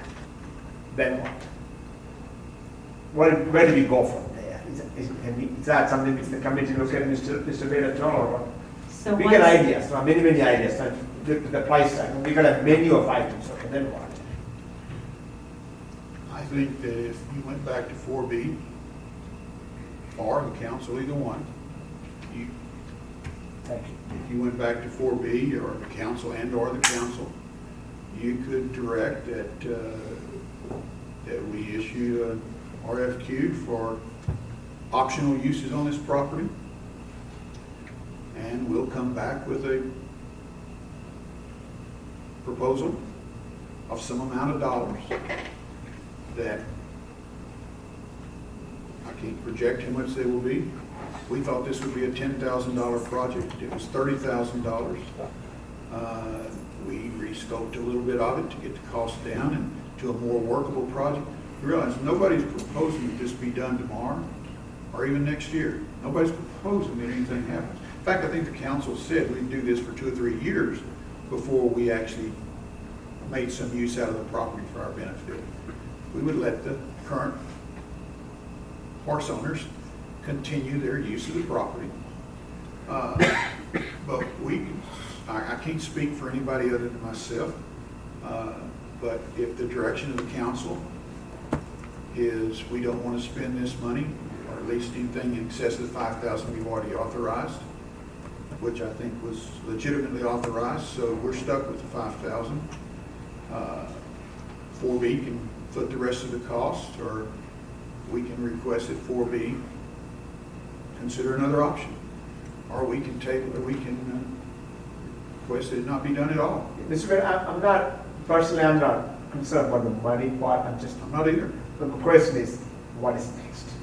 Right? So I after- come with the idea, then what, right? So after the That's what I- master plan comes back, they'll give us those options. And at that point in time, we can have those options, and then it would go into a fee proposal for the construction phase, should you want to move forward with any type of construction. Assuming that town owns it? When it's the construction, that means, So assuming the master plan comes back and you decide that you want option A, and we want to move forward with option A, so then at that point in time, you would go for another RFQ for the construction portion of it, and we'd have to go through this whole process again for the construction side. So there are, putting the master plan together, figuring out what option you wanted, going into a construction RFQ process, and then moving forward with construction, should you accept one of the options that come out of the master plan. So at the end of this, you're going to have pictures, you're going to have sites, you're going to have options as far as an equestrian site. Not options, anything else, just making that clear. So you're gonna have an equestrian site that you can sit there and say, I want this type of stable, I want this riding arena, I want this water trough, or whatever, and it's gonna cost $500,000 or whatever the cost is. So you say you want that option. Now we go into the next stage, which would be going out for a construction cost. And just to be clear, I think I heard Councilmember Wade say this, that 4B is supportive of this direction? So they are in the sense that, yes, I think that the committee members, so just talking committee members, we have Nikki Anthony and Michael Giordano on the committee, moving forward with the site, equestrian-wise, with the trail on it. So 4B's main goal is to have a trail to be able to connect the Falls and Spring Lake Estates, and essentially connecting other options. But that is their big focus, is having a trail on there. And I know this was why the subcommittee was created, because council wanted 3 to 5 years at that point. 4B wanted 1 to 2 years. So it's still that timeline and being able to get things done. But as this process has gone on, we're almost a year into just the subcommittee meeting. So, I mean, it's a slow process. So, I mean, if the direction of council would like to be further discussed, there's a couple options. One, you don't approve anything tonight, further make an option and decisions on what you want. You could appoint another person to the committee if you would like, somebody that wasn't on the council before that wants to give different input. I mean, there's several options that you could take into Is the consideration. 4B in favor of the horse facility? Is something 4B wants? They're moving forward with the RFQ process. Now, something else that'll be taken into consideration once this all comes out, and we've talked about it in our committee, who pays for it? When it all comes out and it says that it's however many dollars, who's gonna pay for what? I don't know the answer to that yet. Mayor, Yes, sir. I understand the heartburn that some have. I've got a little bit of it too, because quite frankly, I thought what the subcommittee was going to do, that their direction wasn't necessarily that it was going to be an equestrian anything. It was going to be the group of them getting together and trying to work out what would we tell a consultant to look at for this piece of property, and tell us what the best use of the property is. And probably the only direction would be, we're not going to build houses on there. We're not going to turn it so that the houses get built on it. I would love to see livestock, whether it be horses or cows or donkeys or sheep, although I'm sure somebody wouldn't want the donkeys over there, but, forever. I've seen them there for forever. I thought that this was going to be a 30,000-foot level discussion between two members of council, Tracy and 4B, because of their involvement in this, to try to describe a vision and scope to a consultant for what we would want to have there, not any one of them being architects or engineers or technical people who understand how you could utilize that piece of property. That's for an urban planner type individual, somebody who does town planning type of things. It takes somebody with that experience, that architectural engineering experience. And I thought that that's where this was going. And I kind of interpreted it until I read the write-up here. I don't have a problem, and I'm like you, I don't have a problem with the $7,500. I just want to be sure that we haven't limited our scope and vision when we do spend the money, along with 4B spending the money. I can see where it'd be real easy to bias, and this, to me, is a bias. Yeah, we want a horse or equestrian thing there. When I don't know that any of us really know what could go there, what would best be for the town for subsequent utilization. Totally agree with liability, have all along. But to kind of go back and reinforce what Member Wade was saying, we bought this to protect it. We didn't have an end game because it was happening so fast. We had to do it or we were going to lose it. And that's why we went down the road that we went to. I wish we would have had an end game. I wish we'd had enough time at that time when we went through it. But guys, at least we saved it. Now we're under a crunch, as we are with most everything that we do around here, because we're small growing big. There's a lot of slippery slopes that we deal with, as you guys have now seen after 2 or 3 months on council, there's a lot of slippery slopes. And it's up to us to help our staff and team maneuver those slopes as best as possible. But this is one that we didn't have the end game. I didn't think it was going to be toward equestrian. I thought it was going to be just a gathering of minds to say, yeah, this is a possibility, that's a possibility. And for that, I don't have a problem with spending more money to be able to get somebody in here to do it. Well, and if you see your staff memo that is in the council packets, that staff memo is the exact memo that came out of the April meeting. And it talks about how the committees discussed the site overall could look like, which was thought to have an equestrian site and trails. The next steps become thinking about what would be on the site in regards to the horses and where the trails would potentially go. It was discussed to have stables, barn, grazing pastures, sand, outdoor, riding arena. So all that was just equestrian focused was in the April packet. And that's what was discussed in April, was that it was equestrian focused April council meeting? at the April council meeting where So it is that was. the scope given to the RFQ people? Say that again, I'm sorry. Is that the whole scope given to the consultants? When you, All of what I put in the packet that day, that's what went into the RFQ to be able to put together what we have as the fee proposal now. So that's how, in these discussions in April, this is what was put before council that said this is what's gonna go in the RFQ. And that's what was approved at that time. I mean, I'm okay if focus has changed, I just need to know if, now that council has changed hands. if And there Mayor, is- I'll support Tracy in that. She did talk about it. I didn't like it. I went along with it. I didn't like it because I could see where it was going. There's sometimes when you pick your wars and battles stuff. But Tracy's right. We did know about it. That was the direction that she was somewhat given to go to the committees with. It was approved in the April 23rd meeting. Motion by Mr. Egan, seconded by Sergeant Chilton. Approved unanimously. okay. Mr. Can I get the 4B president for a second? Mike, I don't mean to put you on the spot.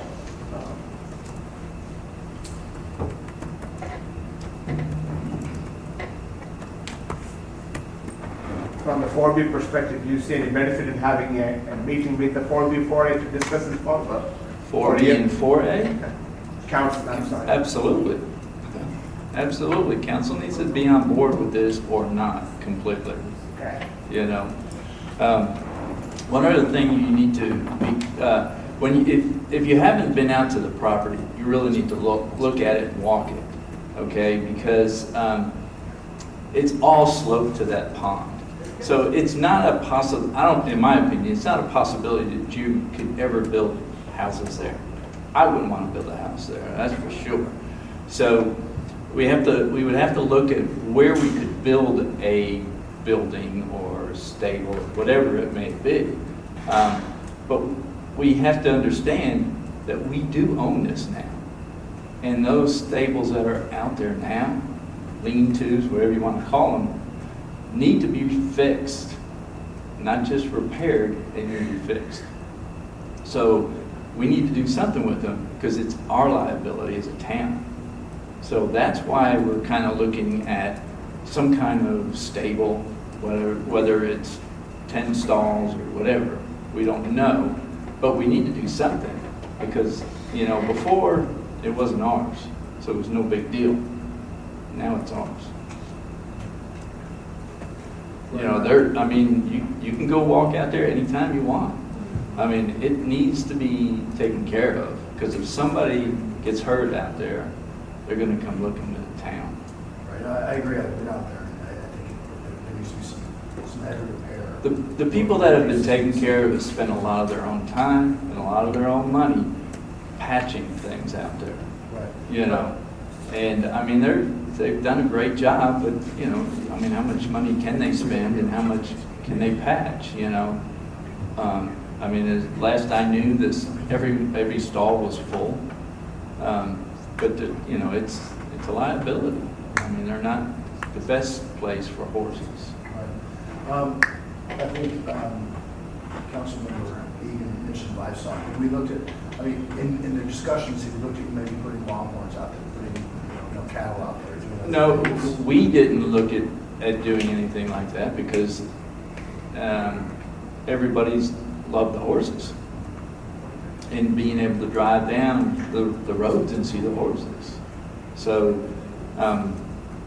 that's a different aspect. You can't put horses and longhorns out there. Okay.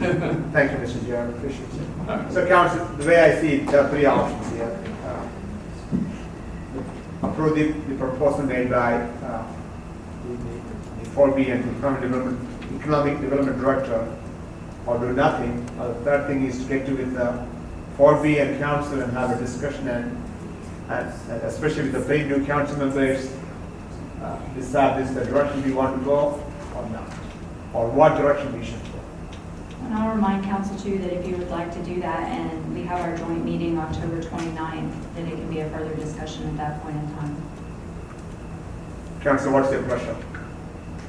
I personally would prefer to hold it, we're not in a hurry anyway, right? So we hold and have this joint meeting with 4B and here, let's all sit around and discuss it, make sure we're on the same page before we spend any more money on it. And if that's the way we want to go, then we can bring it back up again and authorize the dollar. Not, again, I think I've heard, we're not in a hurry, right? Is that what I'm hearing? Are we under some kind of time crunch? No, not specifically, no, sir. Is that, would you agree with that, Councilmember Wade? We're not in a hurry? Not in a hurry. Anyone else have a different thought? Okay, would you please make sure that this is on the agenda? Sure. Mike, Yes, you sir. good with that? That's okay. I'm taking that as a yes. Back up, because this is an important issue.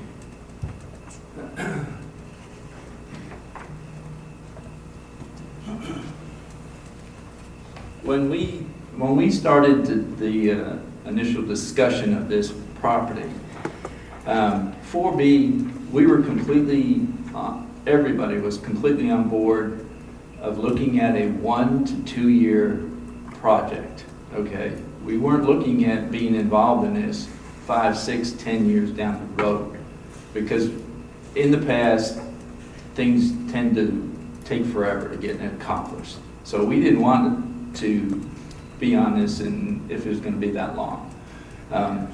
So we were under the impression that we could start doing something within 1 to 2 years. And not that we're trying to build a stable or anything.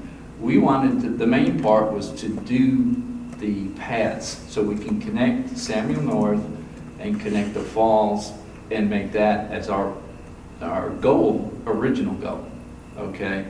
And then in the future, if we were able to, then enhance it with better stables.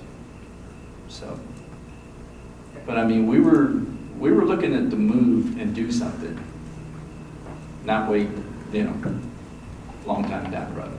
But you'd agree, Michael, that we have to wait to get the whole concept plan really before, because if we're gonna move forward with something like this, I don't even know how we could build trails until we had a total concept of what that whole place would look like, right? Well, no, exactly. But, it shouldn't take 5 years. No, I agree with that. 5 years may take to get there, but at least to have that plan, right? If you- Once we get the RFP, then what, right? Right. Think about a project management type of stuff. You could do it in 3 phases or something. Phase 1 is the trail. Okay, phase 2 is enhance the stable, or whatever it may be. But, we're okay with that. But we were really concentrating on getting the trails, because that's a big part of 4B. And we've had that discussion with council before on connectivity of our parks and our, trails.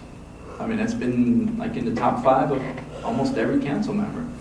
So, I mean, that was our goal. Yeah, but my feeling is the lot of citizens who want to maintain some horse type of property there. I think there's a lot of citizens who want it. Yeah. So, all right, so we But- can and we decide phase 1, phase 2, we can decide probably in there. Exactly, yeah. But I mean, we can get a phase 1 started with trails to where, you know, you can fence off the trail from where the horses could go. You know, I mean, that's very doable. So, But it can wait until October 29th. it can wait till October The- 29th. I just don't want The only to, reason I propose that is when we walk forward, I agree with you. I want 4B and council be tied together, marching together, not this. That's the only reason I said. no, I just don't want it to be October 29th of 2025. Okay, that's all I, So we'll include that in the motion. Okay. Thanks, Mike. Thank you, Ms. Anderson. So I think you're going to table this one, right? I mean, we have a motion to table this until we have a This was just an information and discussion. It's an update with parking closure, subcommittee status. Okay. So they were just bringing us up to speed. Yeah, I thought there was a action to approve. Well, it would be if we're going to approve the monies, but Do we need to table this, Ms. Rachel, or not? I think you would need to. Okay.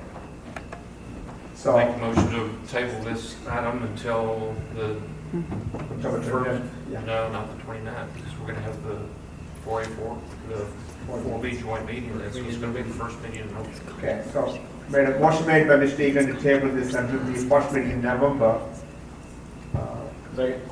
Second by Mr. Finch. Everyone heard the motion? All in favor signify.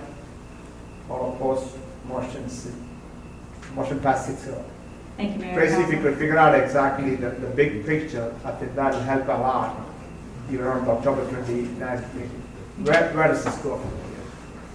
Thanks.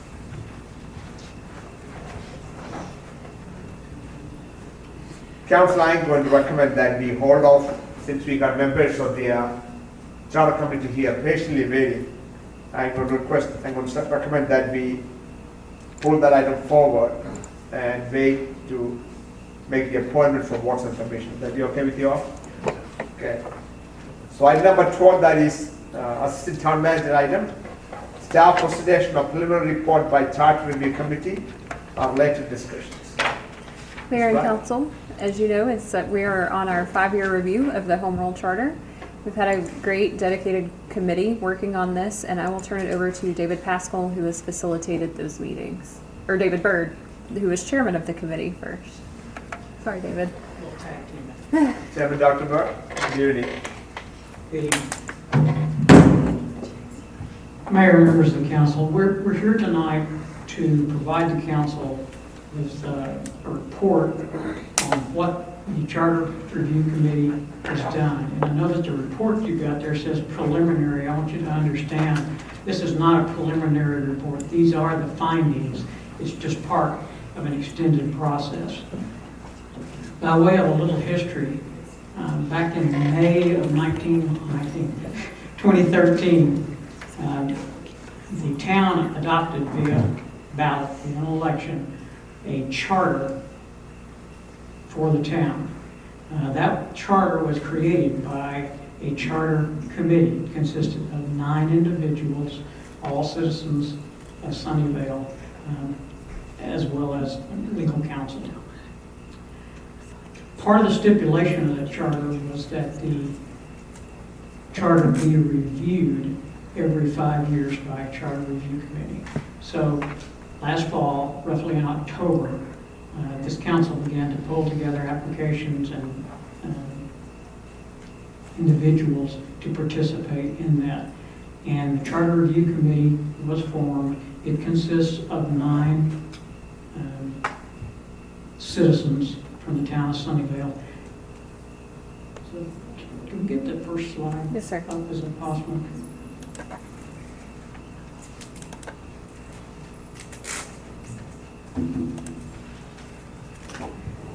Here on this slide, you've got the 9 individuals. Those with the asterisk by their name were actually participants in the original charter committee. So we've got about a 50-50 split between that and, if you will, new blood on the commission. This commission, like the original charter commission, came in with no preconceived notions, and they come from sort of every walk of life in every area of the town. And they have put a lot of time and a lot of effort into this. I know that it's been a long process. We had our first meeting actually in February of this year. Since then, we have had 6 additional meetings. We've discussed a lot of stuff and we've covered a lot of topics. And it may seem like this is drawn out, but I can't begin to tell you how many nuances there are when you start to discuss resignation versus abandonment versus vacating of a council seat. Although they sound like the same thing in many cases, they're not. And so one of the things that we had to do in reviewing this was look at what our document said versus what state law now says. In addition to that, there were things that the charter committee believed to be well-defined in the original charter that frankly have gotten other interpretations, and we wanted to refine those and get those down. So that is what has transpired. We've got several members of the charter committee here tonight: Don Griffin, Bob Johnson, Warren Kampmeyer, Councilmember Egan as well, with the exception of Councilmember Egan. These individuals didn't have to be here tonight. They came of their own accord, and this is the way that they have approached this from day one. So much of what we went through, again, involves state law and a lot of legalese. I'm not a lawyer. I don't play one on TV. We needed one, and we were lucky. The individual who helped us with the original charter, David Pascal, has also joined this group and provided legal direction to us. He has been indispensable, and frankly, we could not have done what we did without him.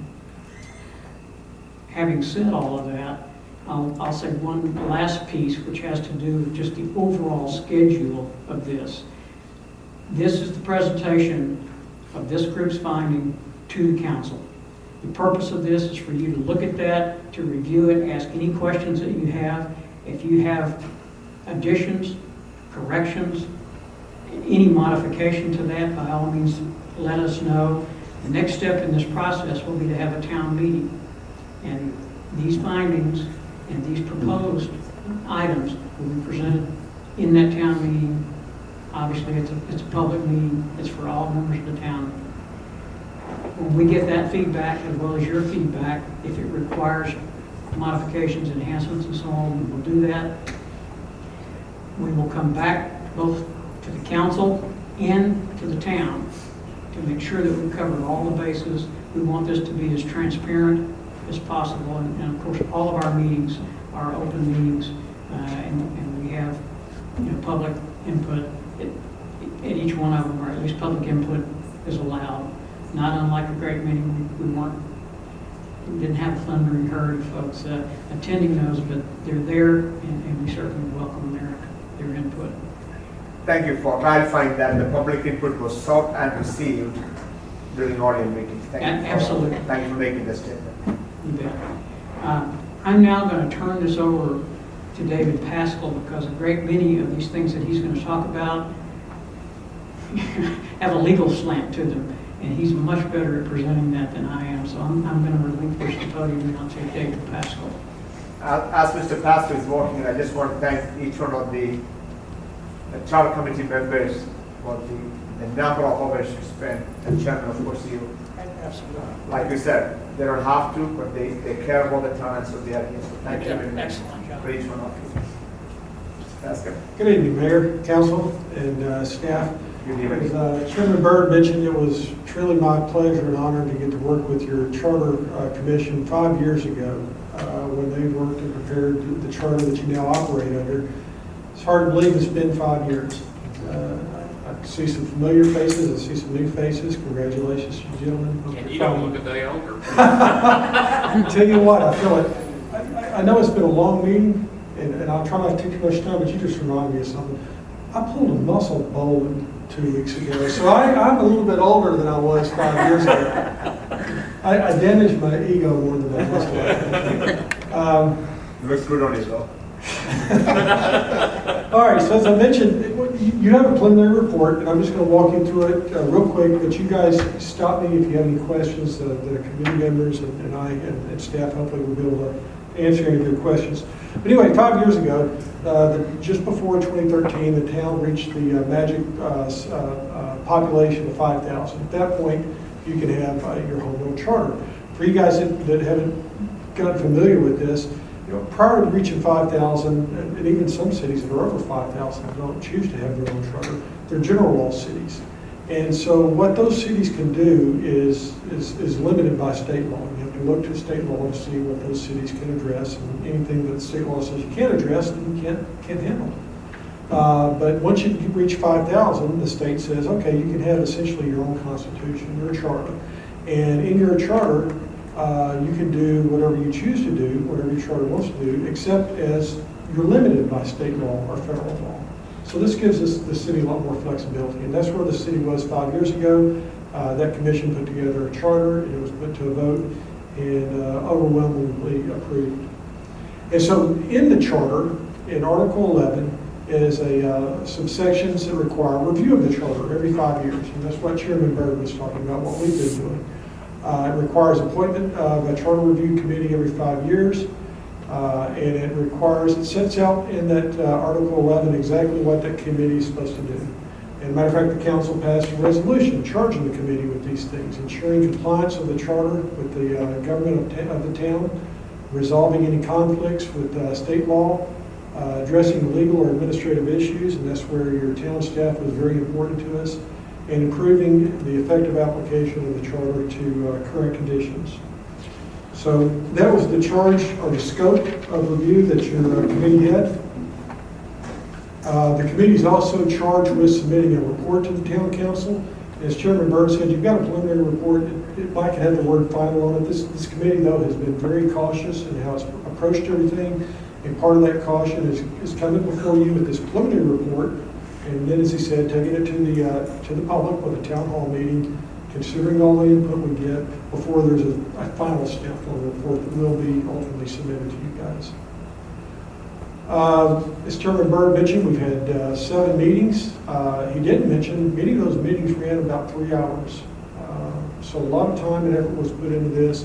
Your staff was with us in each one of those meetings. I know they've got many other meetings that they attend. They were very, very helpful. We had lots of materials that were reviewed.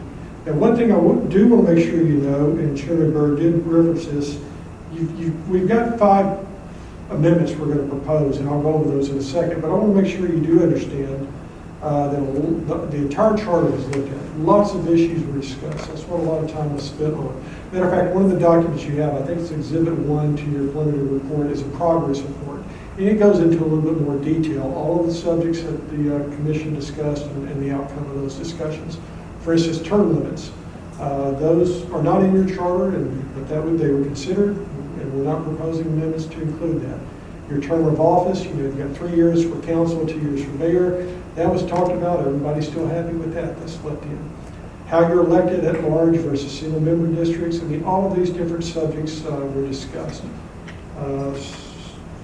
But we finally, let's see.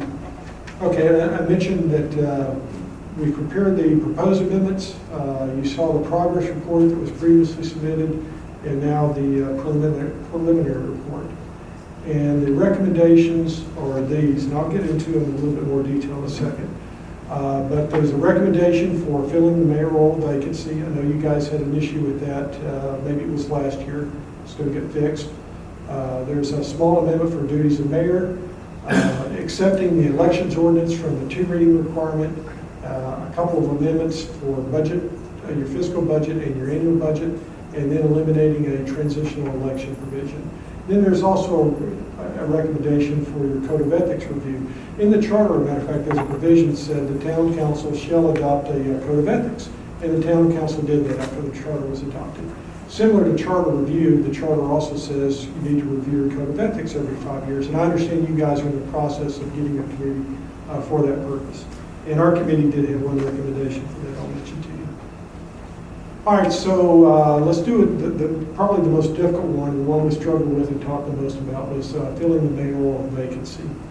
All right, so you guys ran into the problem where you had a mayor who announced for another position, and under the resign to run Texas law, Texas Constitution, as well as your charter, resigned.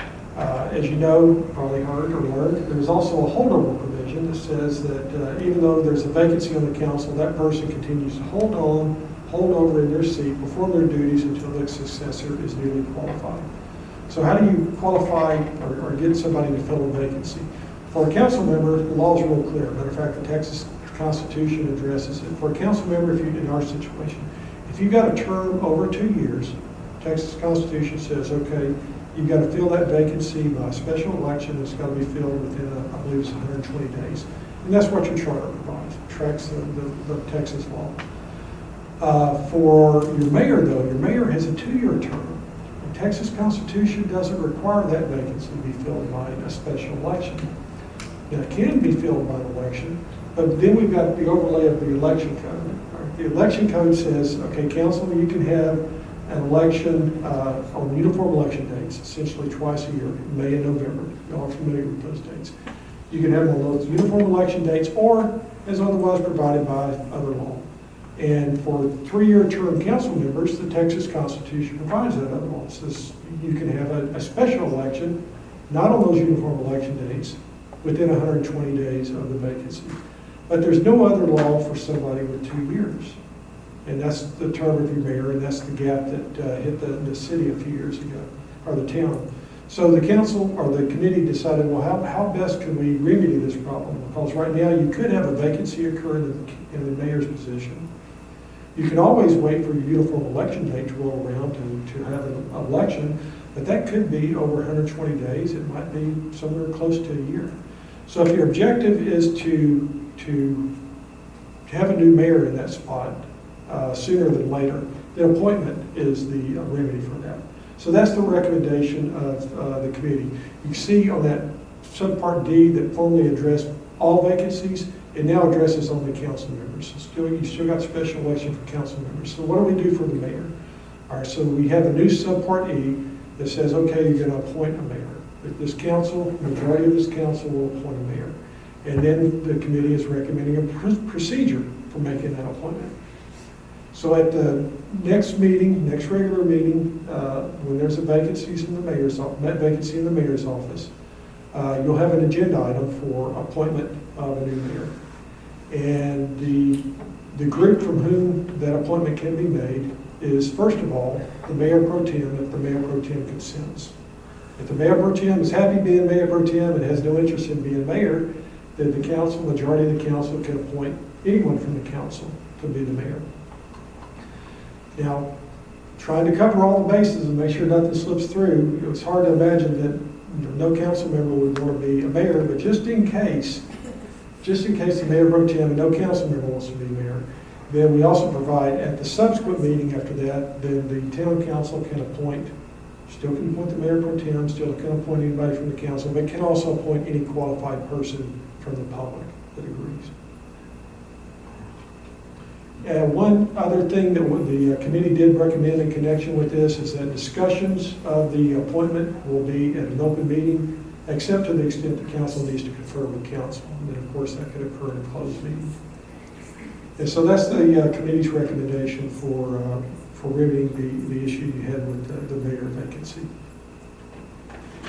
The next recommendation was for duties of the mayor. Are actually limitations on those powers. You already have a limitation you see prior to subpart 1. And I hope you guys notice, I should have mentioned first of all, this is red line, like when you look at a red line document, anything in red is submitted. So after the new number 1, veto, not having a veto power was always in there. A new restriction was that the mayor cannot make agreements unless expressly authorized by the town council. Now that is already the law. The mayor can't make an agreement unless otherwise authorized by the town council. But the committee felt that this was such importance to the committee, to the public, that they wanted to include it in the charter to give fair notice to all council members now and in the future, as well as the public dealing with the council. So they're mindful of that. And so that's a recommendation to that section 3.04. The election ordinances. So, matter of fact, I noticed tonight you guys are going through your 2 reading requirements, and I know that can be cumbersome. And the committee talked about whether to keep doing that or eliminate that. And I'll tell you, the committee was still very supportive of that. The reasons is it gives more notice to the public before you enact something. It gives the public more opportunity to provide input to this council. And it causes you guys maybe to deliberate on these ordinances a little bit more before they're passed. So the committee was still very supportive of that. But we did learn that election ordinances are particularly difficult to schedule and coordinate because of this 2 reading requirement. And your election ordinances being essentially ministerial and the calculations being complicated as a result of the 2 reading requirement, it was a recommendation that the election ordinances be accepted from the 2 reading requirement. So that's what you have here in 4.01. 4.01 is your election ordinances provision in the charter, and a new sentence was added at the end saying that it can be passed on first reading. And then we jump over to budget. One small change in section 604, which addresses your fiscal annual budget, and you guys already do this anyway. The charter did not require that your annual budget be adopted by ordinance. I understand that's your practice. This is a very good practice. The committee wanted to go ahead and put that language into the charter.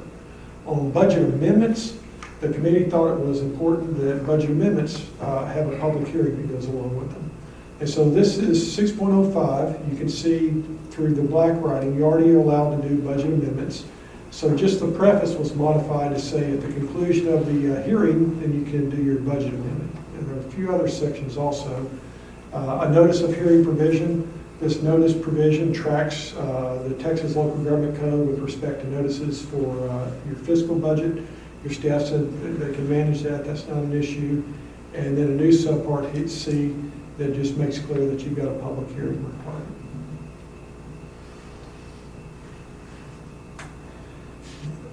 The last recommendation for changes to the charter is eliminating section 6.05. You guys used to be elected, I don't know if all of the new guys know this, used to be elected by plurality. Everybody was on one ballot and the top vote getters were on the council. So with the charter came along, as a matter of fact, with 3-year terms, this is required. You've got to be elected by a majority vote and you're elected by places. This was a transitional provision that helped transition from the plurality to election by a majority and in places. It's no longer needed, it serves no purpose, and so the committee's recommending that it just be eliminated from the charter. There was a discussion about whether to include this in the Charter Code of Ethics, and the consensus was for a recommendation for your Ethics Review Committee that they consider that whenever negotiations are being conducted by one of you, the mayor, that it include at least 2 people. And the reasons are stated here. One, it promotes accountability, make sure the negotiations are conducted in accordance with the scope granted to that person. And then it's accurately communicated back to the council. And 2, it's also a safety feature. So that if there are some discussions going on, you guys are going to have 2 witnesses to what those discussions were in case a dispute later occurs. I have a question Yes, sir. for you. So I like what you have there. Requirement that any negotiation conducted on behalf of the town by the mayor or a council member. Does council members typically negotiate on behalf of the council? I frankly don't know if that's normal for the town of Sunnyvale or not, Mayor.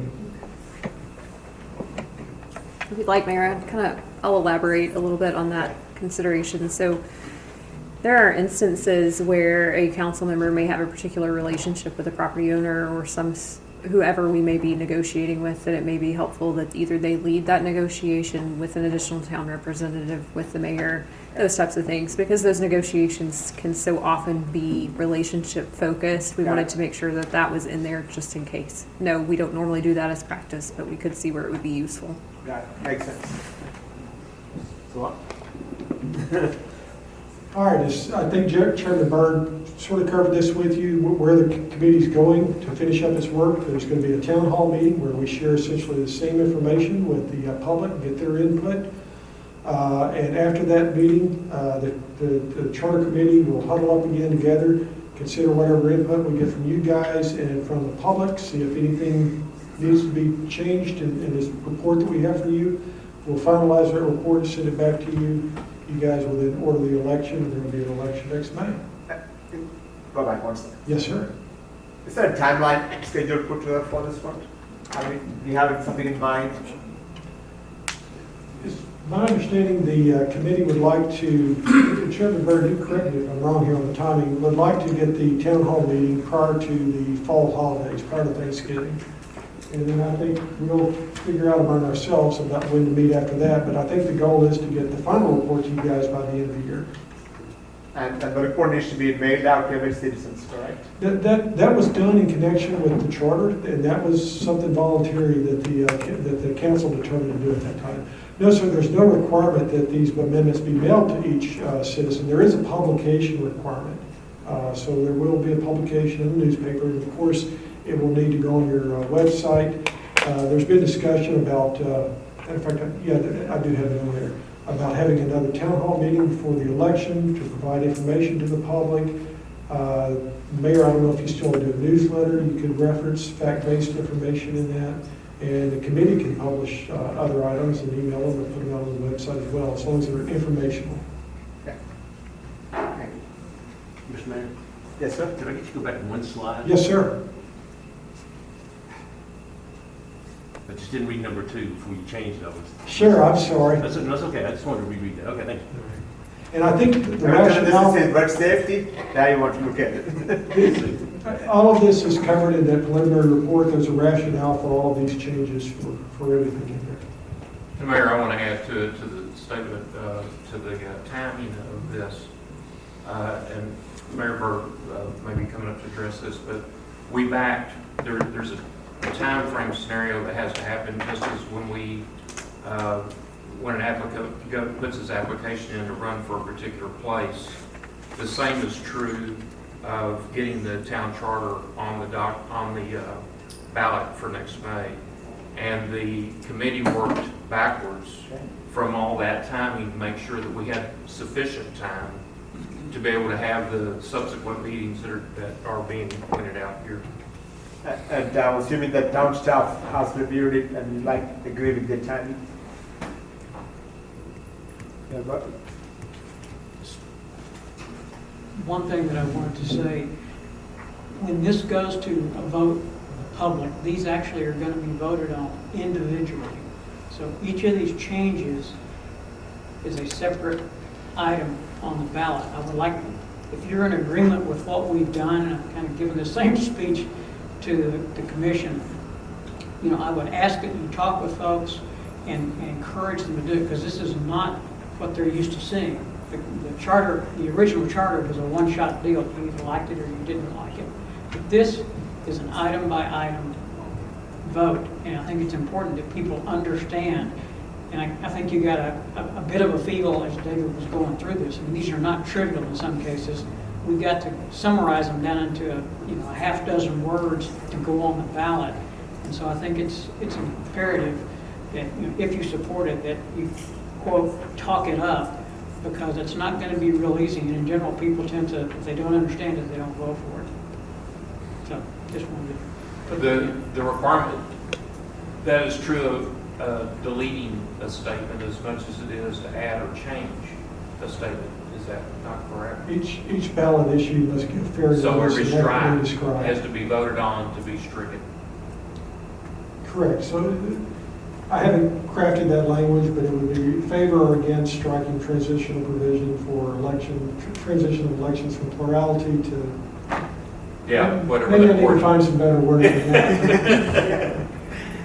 And it's inherent upon us to try to get that as clean and concise as we possibly can. But it's not going to be easy, because, as I said, these aren't yes, no, up, down type topics. Mr. Mayor Bear and Pascal, so you're looking for council input at this time, correct? That'd be correct, Mayor. Okay. Council thoughts, discussions? Mr. Bear? Sorry, Mr. Wade? Hey, it's late, okay? Make sure I That one is late. Could we go back and discuss the budget amendments? Yes, sir. I realize you've written in some new language there, but is that something that we already do? And what I mean by that is, we do have a mid-year budget review. It's posted in the agenda, and sometimes it's several meetings. Now, I'm not sure if it's a public hearing, as it is just a review to discuss, approve. Is this a new requirement that we have a public hearing that's posted 30 days, 10 days, that language? Or is this something we already really do and we're just ministerially putting it in our charter? We do not currently hold a public hearing and publish a notice to amend the budget. All right, so I was suspecting that. So what is the definition of an amendment to the budget? We approve a budget, and we approve it by department, by function, by fund in total. So is an amendment by line item, by fund, by department? For instance, if we had approved the Glacier RFQ tonight, requesting another $3,000 that was not previously budgeted, would that have required a public hearing to amend the budget to spend $3,000? Is that what we're calling an amendment? If so, what parameters are around that? Because I'm thinking of all kinds of examples, such as in this year we did some personnel changes, and we voted on them as a council, but we didn't hold any public hearings to decide if the public supported our personnel changes. And that could be something as simple as, you know, we need to replace a piece of equipment that's not budgeted. Is that a budget amendment? And if so, do we do this every time we exceed a line item? For instance, I know in the report tonight, we have a capital equipment line item that's $2,000 over the budget for the year. We didn't do anything other than approve expenditure of the budget. So, and the purchase of that equipment, I'm sure, although we may not have, may just been staff function. Do we have to, in other words, can we not spend that extra $2,000 until we have a public hearing and let the public have their input into that amendment? What exactly is meant, I guess, by an amendment, and how far does it go, and how often does it have to be done? And is it by line item, by fund, by category, function, in I total? think that the general thinking here was to try to avoid a large amendment simply being done without any public knowledge or public review. I would look to you, and I mean, if this shouldn't be here, we need that feedback as well, but, or if it should have a dollar amount associated with it. Whatever you think. To that end, Mayor, you know, we budgeted for the sheriff's contract this year, and then found out after we approved the budget, we had a $700,000 expenditure that we found out about, which was not in the budget because they didn't tell us about it. That's a large expenditure. But by the same token, we don't have an option. And regardless of how many people might oppose that, we still don't have an option. So I know kind of where this concern came from. So does the rest of the council. But regardless, what is the extent to which this needs to be put into place such that we don't handicap our staff because they're going to go over the approved budget, so they can't go buy another stream of paper because we have to have a budget amendment so they can spend another $10 that's not budgeted. Bad example, but that's the facts if you don't clarify what we're talking about. I can't speak, you know, for each member of the commission, but again, I think the general idea was is that we were looking at large changes, and to go to your sheriff's department thing, even though you had no choice, I think from the outside looking in, for Joe average citizen, that looks like, whoa, what's this? $700,000 and, you know, nobody knew anything about it, quote unquote. And those were the things that we were trying to avoid. Again, if there needs to be parameters put on this that says any change in excess of $10,000 or $50,000 or whatever, or if you've got thoughts on how we can address it, the whole thing was trying to maintain transparency in the process.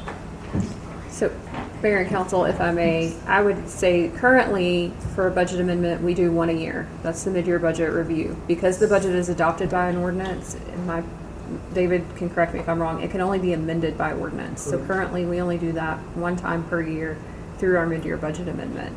I would argue that at that time it provides the transparency that the committee is seeking by allowing the public to provide input, and the council still has adequate time to make changes to other funds to make up for those expenditures that may have gone over previously by cutting other funds or making those changes as they see fit.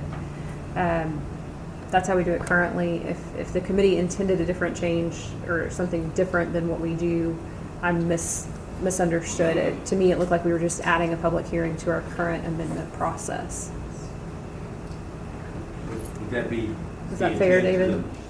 The midterm amendment that was referred to?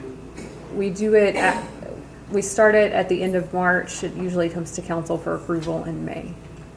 So I guess I'm asking to Councilman Wade's point, the intent was to notice the midterm budget, Yes. not necessarily each individual line. That was my understanding, but I won't speak for the committee. So instead of the word any budget amendment, should we modify that? But the spirit of the intent is, at mid-year review, we may have already spent the money. So what purpose does the public have to object to something if we've already spent the money? We're just changing the category. I'll just put it down here or something. You know, if we approve the budget in September, that authorizes the staff to function within the budget. If they go over the budget in December and then we come in March and just change the categories, we've already spent the money. So what purpose does the public have to object other than just to chastise us, which is fine? Does applying a magnitude to this make any sense? In excess of some amount? I was going to ask for Ms. Hopkins as a recommendation. You have to be very comfortable on the back, right? I can see from, I'm old, but I can still see.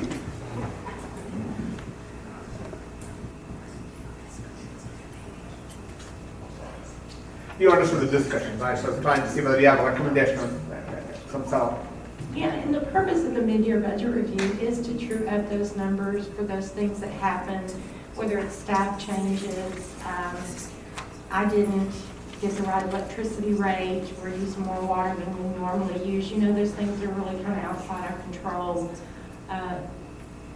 The other thing is there are times when between the approval of the original budget and the mid-year budget review, we might come to you with a project, let's say for example, the Long Creek trunk line, and say, you know, we need $200,000 to pay for this trunk line. So to me, that's a budget amendment in my mind that has been approved by council, and it will be reflected in our amended mid-year budget when we produce that document for public inspection. So I'm a little confused as well. I want to make sure that I understand how I'm to proceed in having these public hearings. That's an excellent example because we might approve that proposal, that expenditure, and it won't show up till mid-year review 6 months later. And there's no public review at that time. There was no public hearing other than probably a lengthy discussion by this council. And, you know, the public could have been recognized. Is the better way to do is to put something on a dollar number, or is that the better way? If that we don't get too into the weeds. I think the concern is, does the public know what we're doing? Right. And, you know, I don't know how to remedy that situation if it requires a public hearing. You know, you could just do it by fund, such that, let's use this example, we've got 148 days of surplus. So if we reduce that to 145, that means we spent some additional money that wasn't in the original budget. But you don't cure the fact that you spent it before you had the public hearing unless you conduct a whole bunch of public hearings every time you need to spend some money that was not originally budgeted. It could be, you know, it could be large amounts of money. Yeah. Maybe the parameter would be, we're not going to do this unless it exceeds X amount of dollars. You know, I remember the council member Allen asked tonight, you know, why did we approve this $3,000 expenditure for striping? You know, we don't, that's something we can delegate to staff. But had that not been budgeted somewhere, that would have been a budget amendment, which would have required a public hearing, which means we'd have probably put it off for 2 more months. So what do we think as a recommendation? Any, how do we move forward? Well, obviously, we're asking for some kind of direction. If it's a case of we just need to, or the council's position is this really isn't going to work and it's not needed. I think, that, again, that the intent here was to say whatever significant is, but an expenditure or a change of significance should have a public notice. That's it. And again, I'll say, for John Q. Public, if you had a large expense, absolutely justified, but it's like, how did they spend that $500,000 without even any kind of public input, anything? If I take a 90-10 rule, right, what will be a number we can plug in there which says, you know, 10% of this budget amendments will require public hearing? Is it $50,000? $10,000? That makes sense to us? If you put a number of, let's say, $10,000. Or perhaps a percentage of the total. Could be, could be. Percentage of budget. I think normally for audit purposes, we have what we call a material event. Yeah. And a material event, and I'll have to verify this, would be something that is plus or minus your total budget. So maybe that gives you some direction. Again, I'm not an attorney. One more time, plus or minus what again? Plus or minus your total fund, that's the total fund budget. So if you have a general fund budget and you say that you're going to break even, for example, your revenues equal your expenses, and then you get something like your DSO contract comes along, and that is a $728,000 expenditure you were not expecting. Is that a material impact to your overall fund budget? Is it 10% or more of your expected expenses? Or maybe it needs to be 5%, because 10% can be $700, it can be $7 million. So Yeah. maybe it's more, like you say, 5%. Is that, what is that number? 5%, I think 5% would be around $400,000. I'd have to verify that, but that's just a Yeah. definition of a material event. Mr. Allen, your thought? And I suggest that perhaps, since we pretty much discuss and approve every expenditure in some way or another that's not budgeted, that means contracts, usually purchases of equipment, that perhaps those items be discussed publicly, even if it requires a public hearing, for the purpose of the contract. And then mid-year budget, instead of just having the discussion, let's make that a public hearing. Actions have already taken place, but I'm concerned about having so many public hearings every time we want to make an unbudgeted expenditure. So if you pursue what you just recommended, other than having a public hearing for the media, how else the process is changing from The what we are doing? process would be ensuring that we have some kind of a public input on contracts. I think we already do it.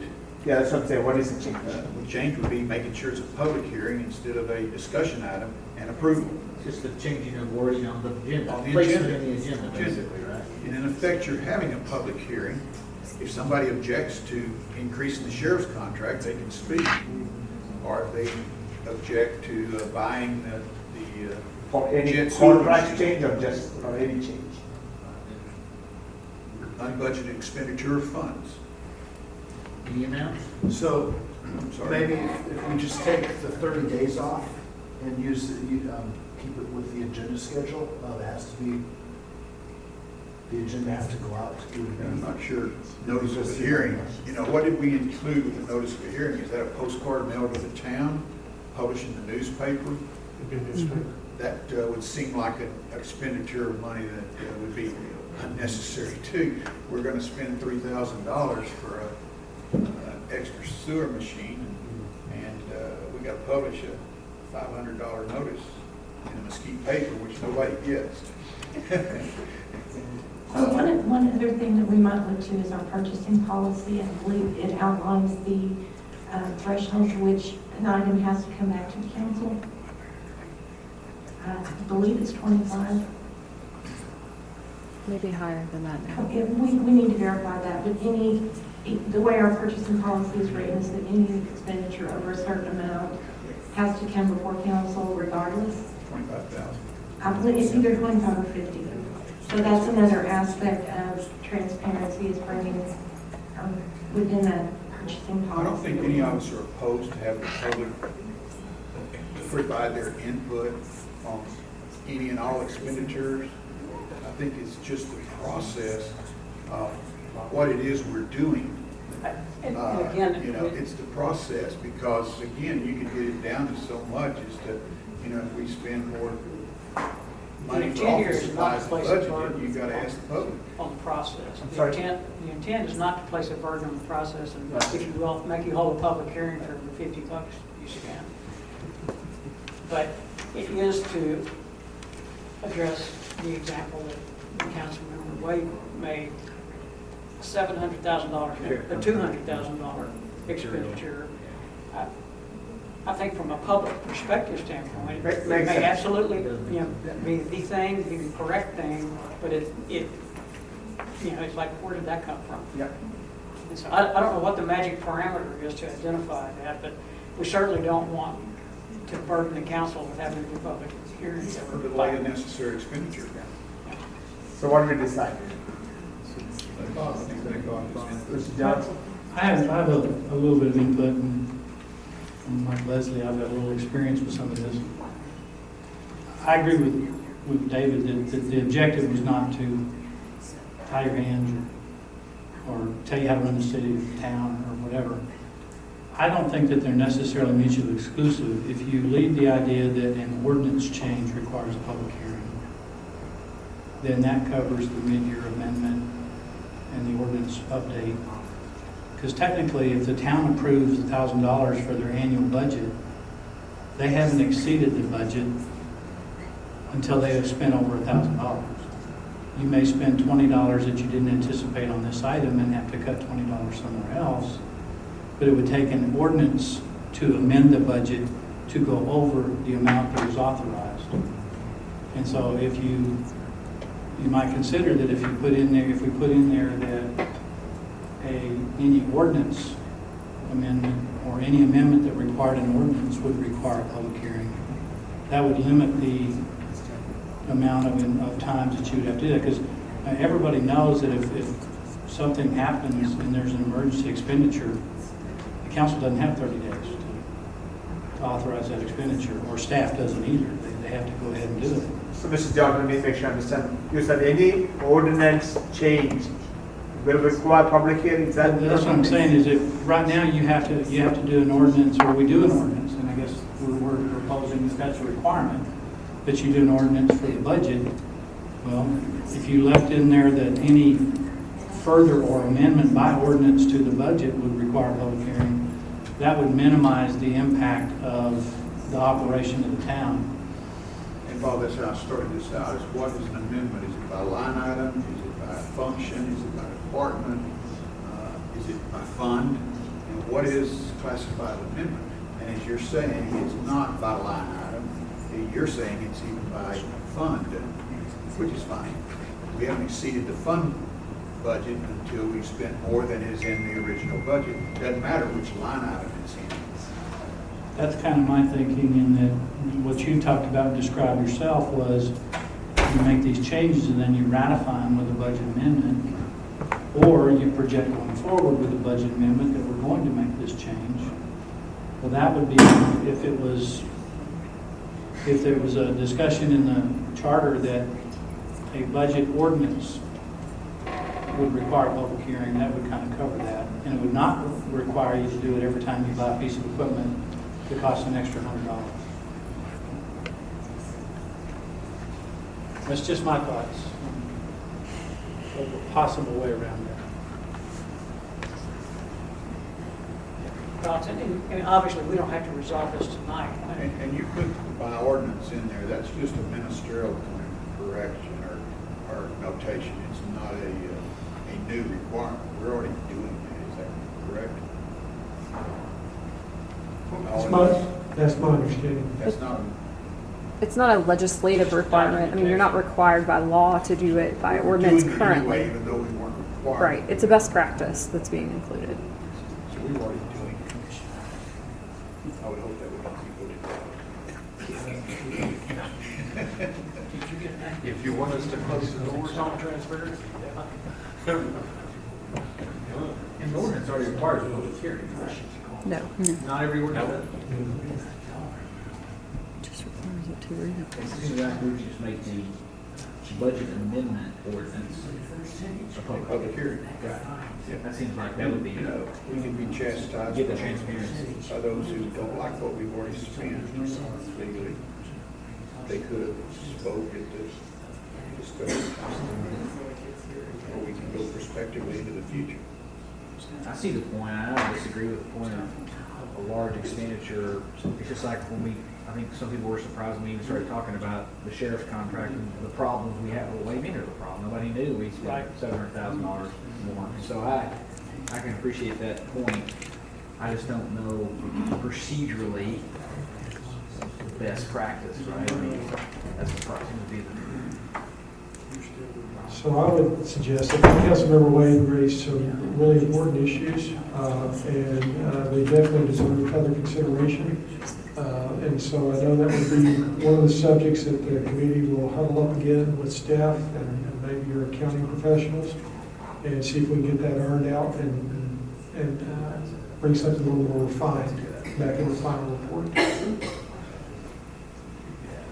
If there are any questions, comments, concerns about what is presented tonight, obviously you can contact me through Leslie, you can contact David or any other. Mr. Clark has a comment.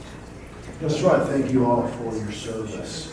I attended several meetings, and it was great to hear just the dialogue, how the committee went through every problem from every side, just going through and talking about it. So thank you. These were all well thought out. Obviously, Councilor Wade, Dr. New point, for what you guys have done. It's been really just thank you very much. It's a very good group. Council, additional discussions or comments about the recommendation?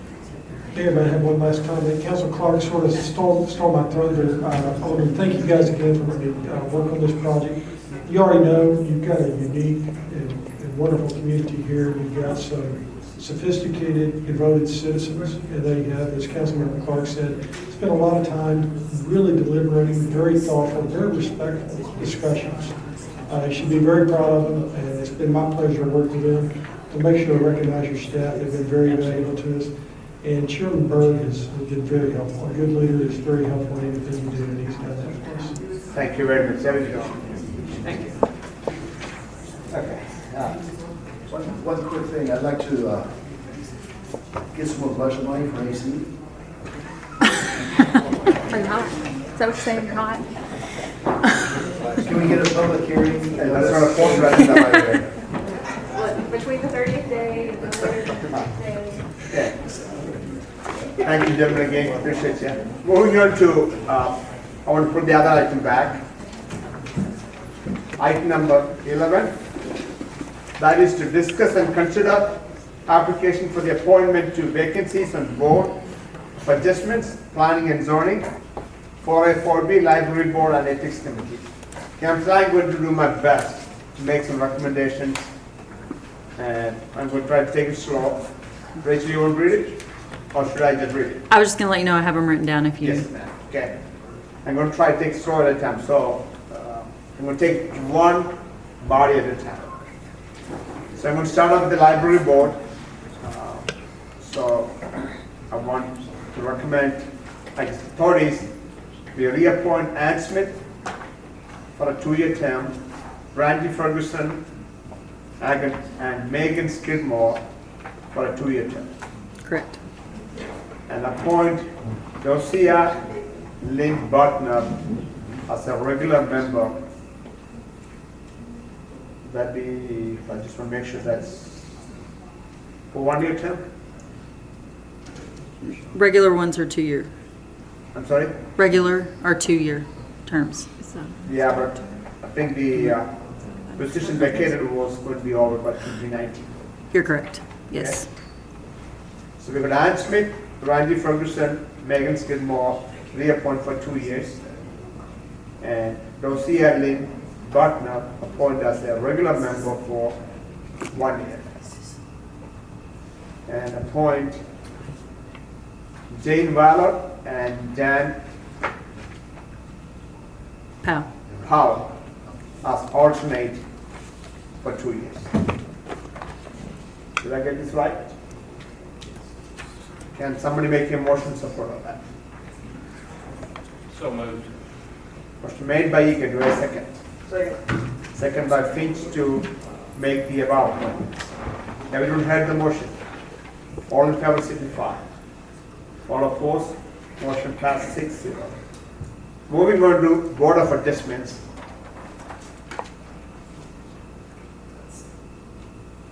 I want to recommend that we reappoint Jean Holt for 2 years, Jack Kirkland for 2 years, and Lyndon James for 2 years, and promote him to a regular membership. And appoint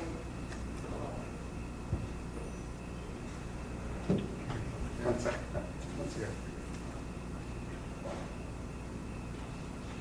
Once again. Karen Hill as a regular member and also the chairperson for Board of Adjustment, if she's willing to serve so. And Robert White, here one of the person, right?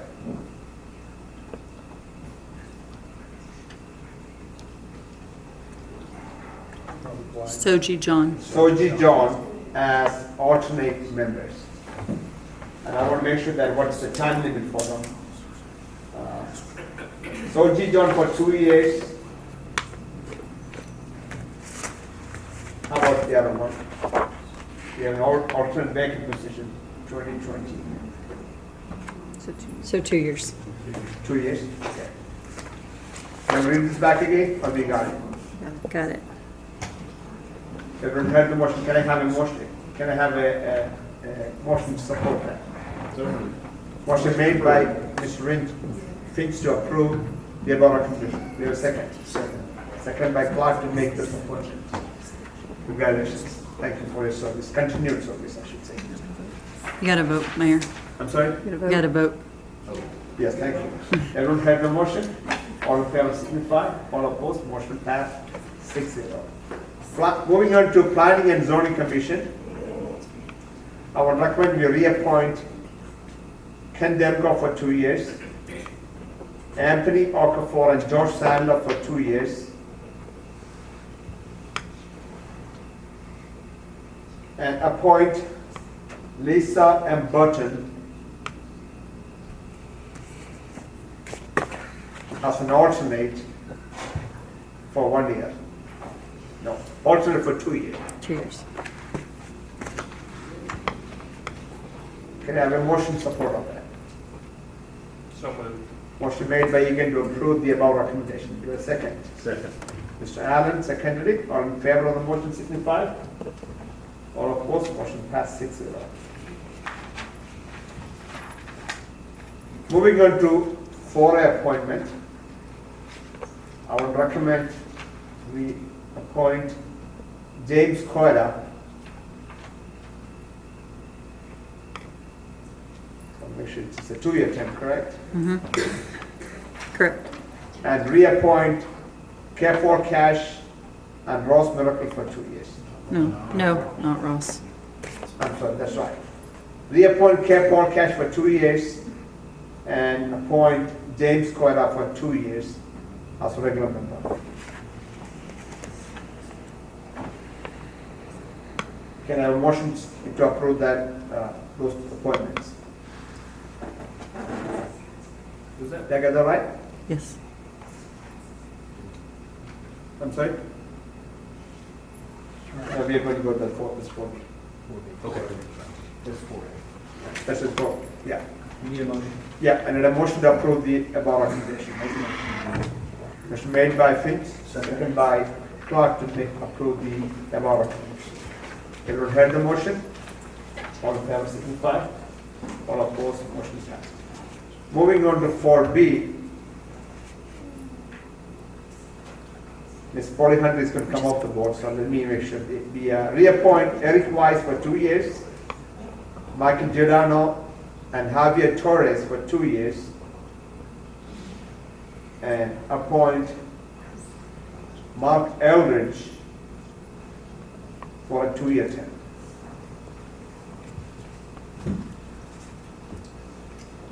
Everybody heard the motion? Can I have a motion to approve the above recommendation? Motion to approve. Motion made by Mr. Clark. Do I have a second? Second.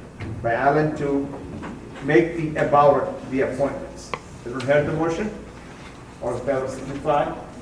All opposed, motion passed 6-0. Council and members of the audience, we will be bringing back the ethics committee appointment next council meeting. Okay. That'll be either October 8th. Okay. One of the recommendations is to increase the board member size from 5 to 7.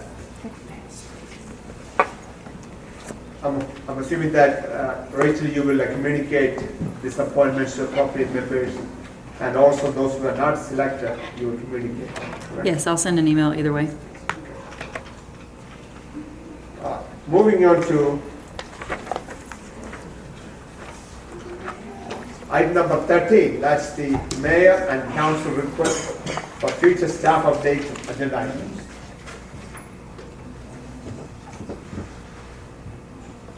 Could we get an update on the fee studies? I know we talked about that several times. Could we, that's impact fee, permit fee, those studies, where we're at on those, and when we expect those to come back? So, Mayor and Council, one of the things staff has been working on is getting you an update and timelines on all of the goals that you had laid out for us and projects that we had laid out at the beginning of the year. I'm hoping I'll have that out to you by Friday, and that'll include timelines on each of those tasks and projects for you. So if you still have questions or you think we need further discussion on any of those, just let me know and we'll get it added to the appropriate agenda. Leslie, love it. Thank you very much for that. I was going to request that. I was going through the monthly staff report. I was not going to comment during consent agenda items. Joni, I have a request for you. You have the wastewater and the water consumption report. If you can add a line showing that's the take or pay amount. I don't know what is it. Changes from month to month or year to year. If you can add a line to your bar chart, that'll be really helpful for you. The fire and EMS, I don't think the chief is here. We have a. He's back there. Here. He's hiding in the back. How are you, chief? Good to see you. You have a nice chart on the number of calls, right? And you also have the data on the response time in the table. If you can add a bar chart similar to the number of calls, that would be really helpful. And we know from month to month how that changes.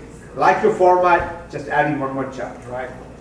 One other thing I want to ask you is if you can add, Leslie mentioned about adding giving an update on Friday on all the projects.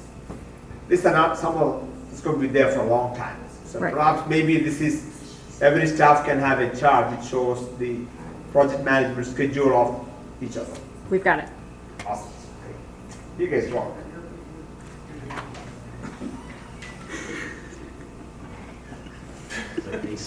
I am out of my topics. I was going to talk about every department, but I think you got it.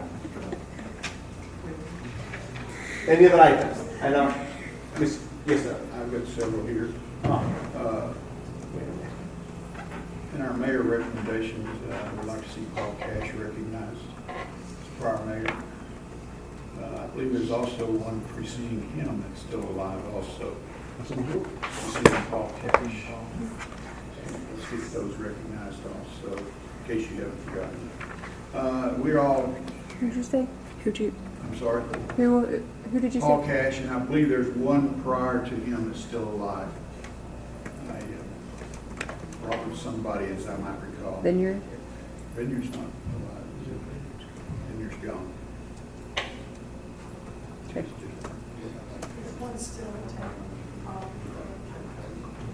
Well, I've got pictures of them. We'll figure I it bet out. Doris. Doris will be glad to tell me. Doris will know. We're all certainly aware of the drainage issues that we had this weekend. We know the drainage study is overdue, it's coming soon. But I'm going to renew the call again. The drainage problems are not going to be resolved just because we have a drainage study. Just because we have a drainage study, they're not going to get resolved for years and years. I mean, I've heard numbers all the way up to $25 million. I don't know where we could possibly come up with that type of money. But if it is, it's going to be a big burden on our taxpayers, but it's something we have to do. So I'm going to renew the call again to be sure that our legal counsel can not find any way that we can legally do a moratorium on building of any nature so that we can stop or curtail some of the drainage problems. When we clear cut land so a developer can come in here and build more houses and lay more concrete, that drainage is moving on downstream and flooding our current landowners, homeowners. And that's all we're doing, is we're allowing them to clear cut land and build more houses. And all you have to do is go down Jobson Road and see why we have flooding problems on Tripp Road. Because there's nothing but pure land and concrete. The trees are gone, the grass is gone, and we got to do something. And we got to make sure that we don't legally have some positions. And that may be it, we have to ask the developers, or we can legally ask the developers to contribute to some drainage. I mean, we got an impact fee, but I don't think it's working. Look at the budget. So I'm asking David again to be sure that there's not some option. And if our neighboring cities can put moratoriums on the building, then I think we ought to be able to find some way to do it too.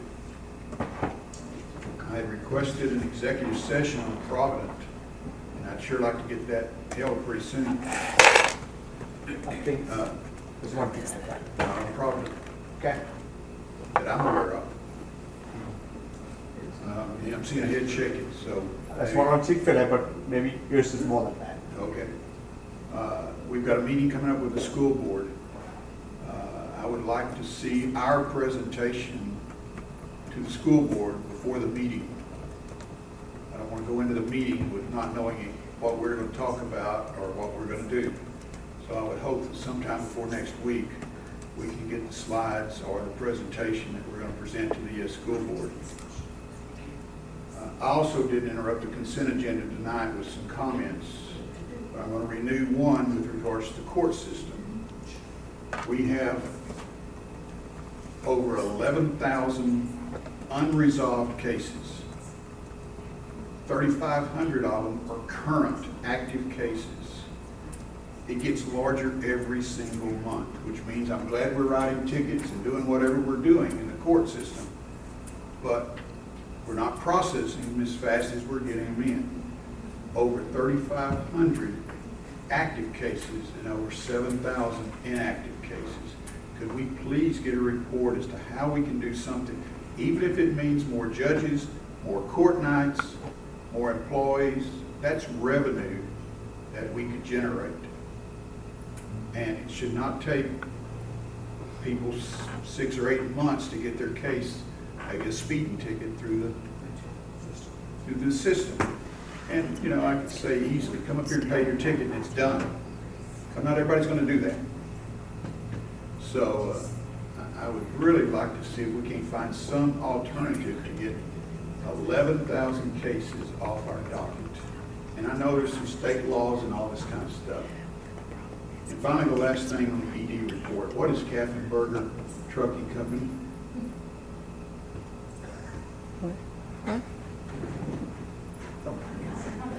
I don't remember hearing or seeing that. Captain Barker Trucking is a company, they just build, it's in the industrial park, and they build the exterior portions of trucks.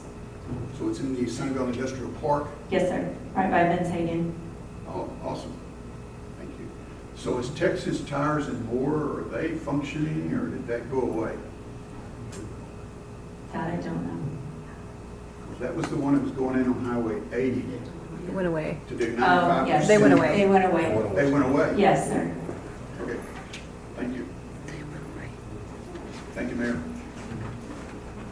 Additional agenda items or recommendations for staff? I can see your finger on the trigger, so just want to give you some time. Okay. All right, I think that's the end of it, but let's,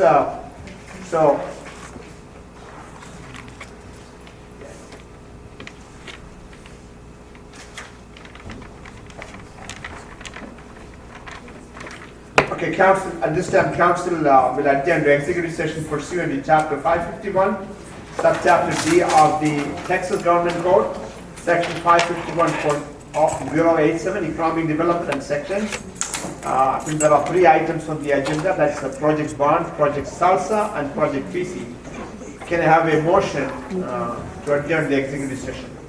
Motion. Made by Faith, second by Alan to adjourn the executive session. Everyone heard the motion, all in favor, signify. All opposed, motion passed 6-0. We are in executive session.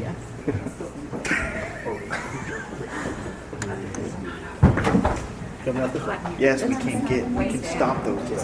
Can we do it with? I think you do. But you could be leaving, right? Good. I'll give all the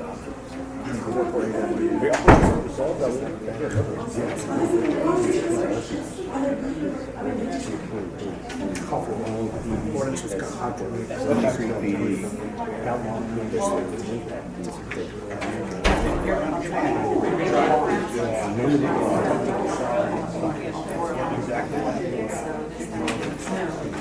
Okay. Yeah, I got it. Yeah, we all do. Yeah, that's probably like well, it's true. What is the remedy if you don't do it? Yeah, because that's a good point. Thanks for considering service or commitment service. We were here anyway, so we serve.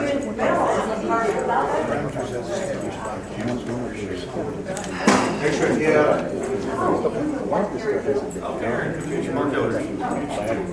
Make sure it's here to be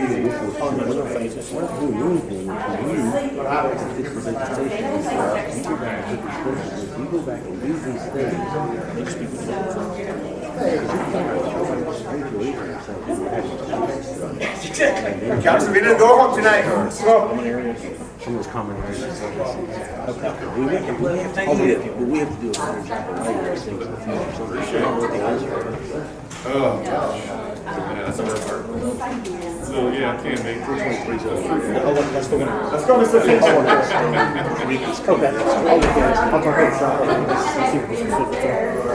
Especially the PC shortage up there, huh? The lot. Oh, yeah, we're talking about here. That's what it is, lights, equipment.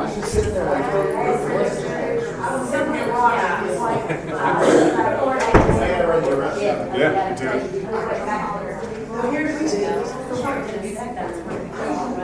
There are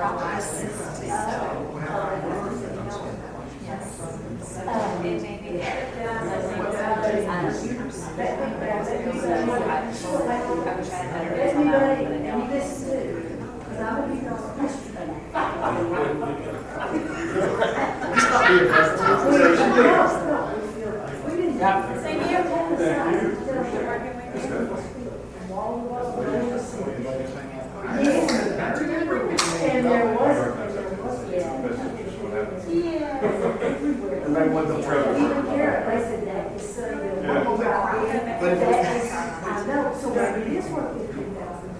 I'm not worried about it.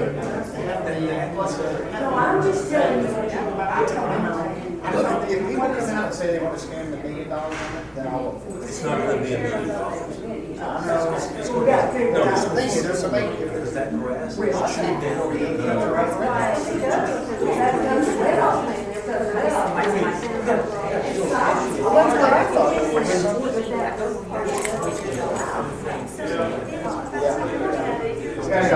Let's talk more. We're talking more. We're talking more. I'm just telling you what you're doing.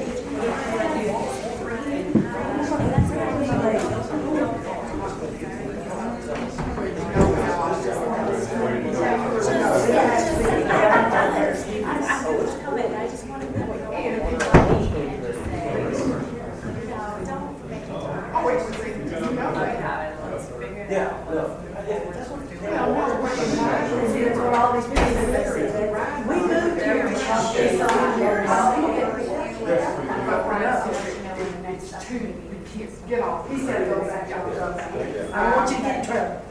Get your walk time. So, That's your middle name. Somebody told me that. In trouble?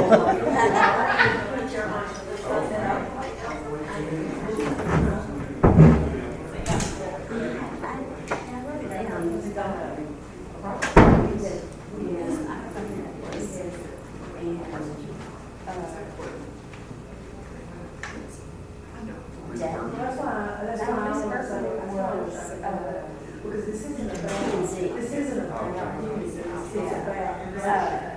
Day, of course, Gene Holt is BOA chairperson and Jack Harklin's been on there a long time too.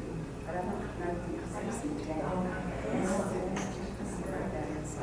Or Robert White. Well, it's still that's 2 meetings. 2 meetings. Yeah. That's 2 meetings. Then how long have you been involved? Oh, yeah. And they a minimum of 2 meetings. Oh, okay.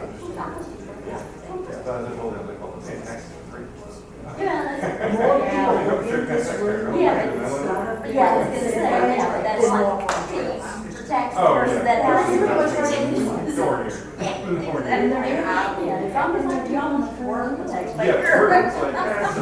Fairly covered, you know, our discussion about these things. Yeah, exactly, yeah, my favorite striking. Yeah, that's about it.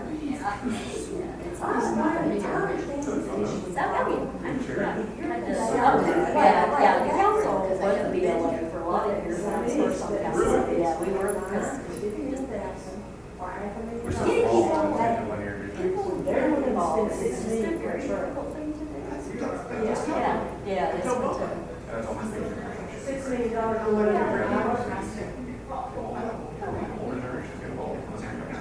Yeah, and because you're busy with your careers and children, and yeah, I agree, yeah.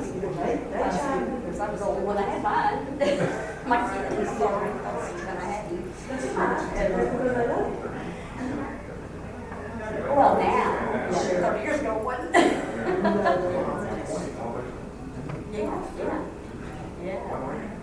Yeah. And there's some things that you said, Waiting all that. waiting a little bit, but not too, you know,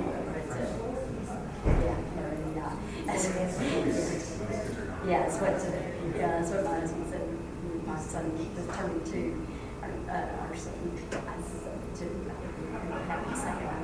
He's like, and he was 3 months away from his school. And he's like, are you ready to go I want to retire someday. Exactly. Be crazy kids forever. And I just was like, okay, I get that retire. Okay. Well, it was just a question. No, if you pass an ordinance, we wouldn't be allowed to. Oh, hey, I like that. I'm sure there's some of them. I bet.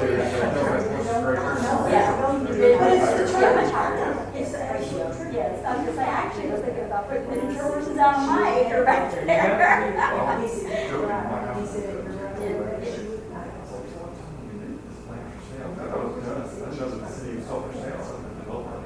Oh,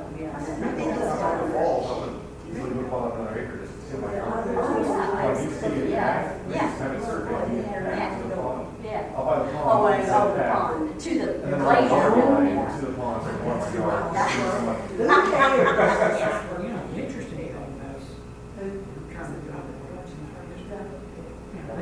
First, but Gibbons Park town. They own it over here. Glacier Park over Oh, years ago. And nobody would, I mean, for 4B for years. Because of the water, we don't want to 50 feet away. And that was part of her. She didn't have any fun. She did it all. Got every one, got town insurance, and now they're living right there.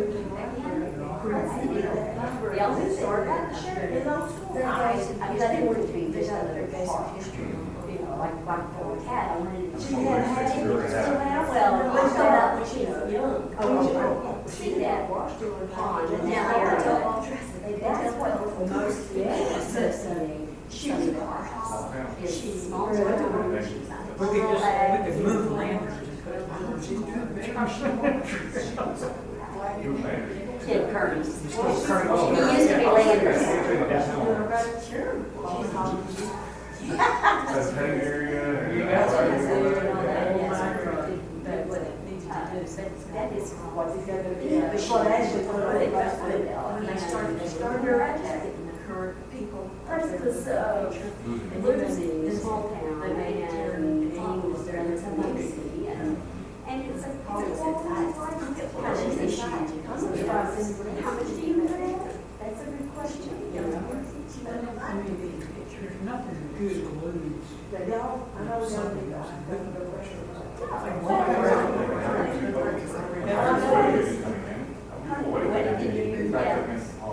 well, it's going to be down on Highway 80. Yeah, but even to have a big pavilion that you could have, nice things. Yeah, they're not very bad. The bad part is the bathrooms. It costs $200,000 to get two bathrooms. A man, yeah.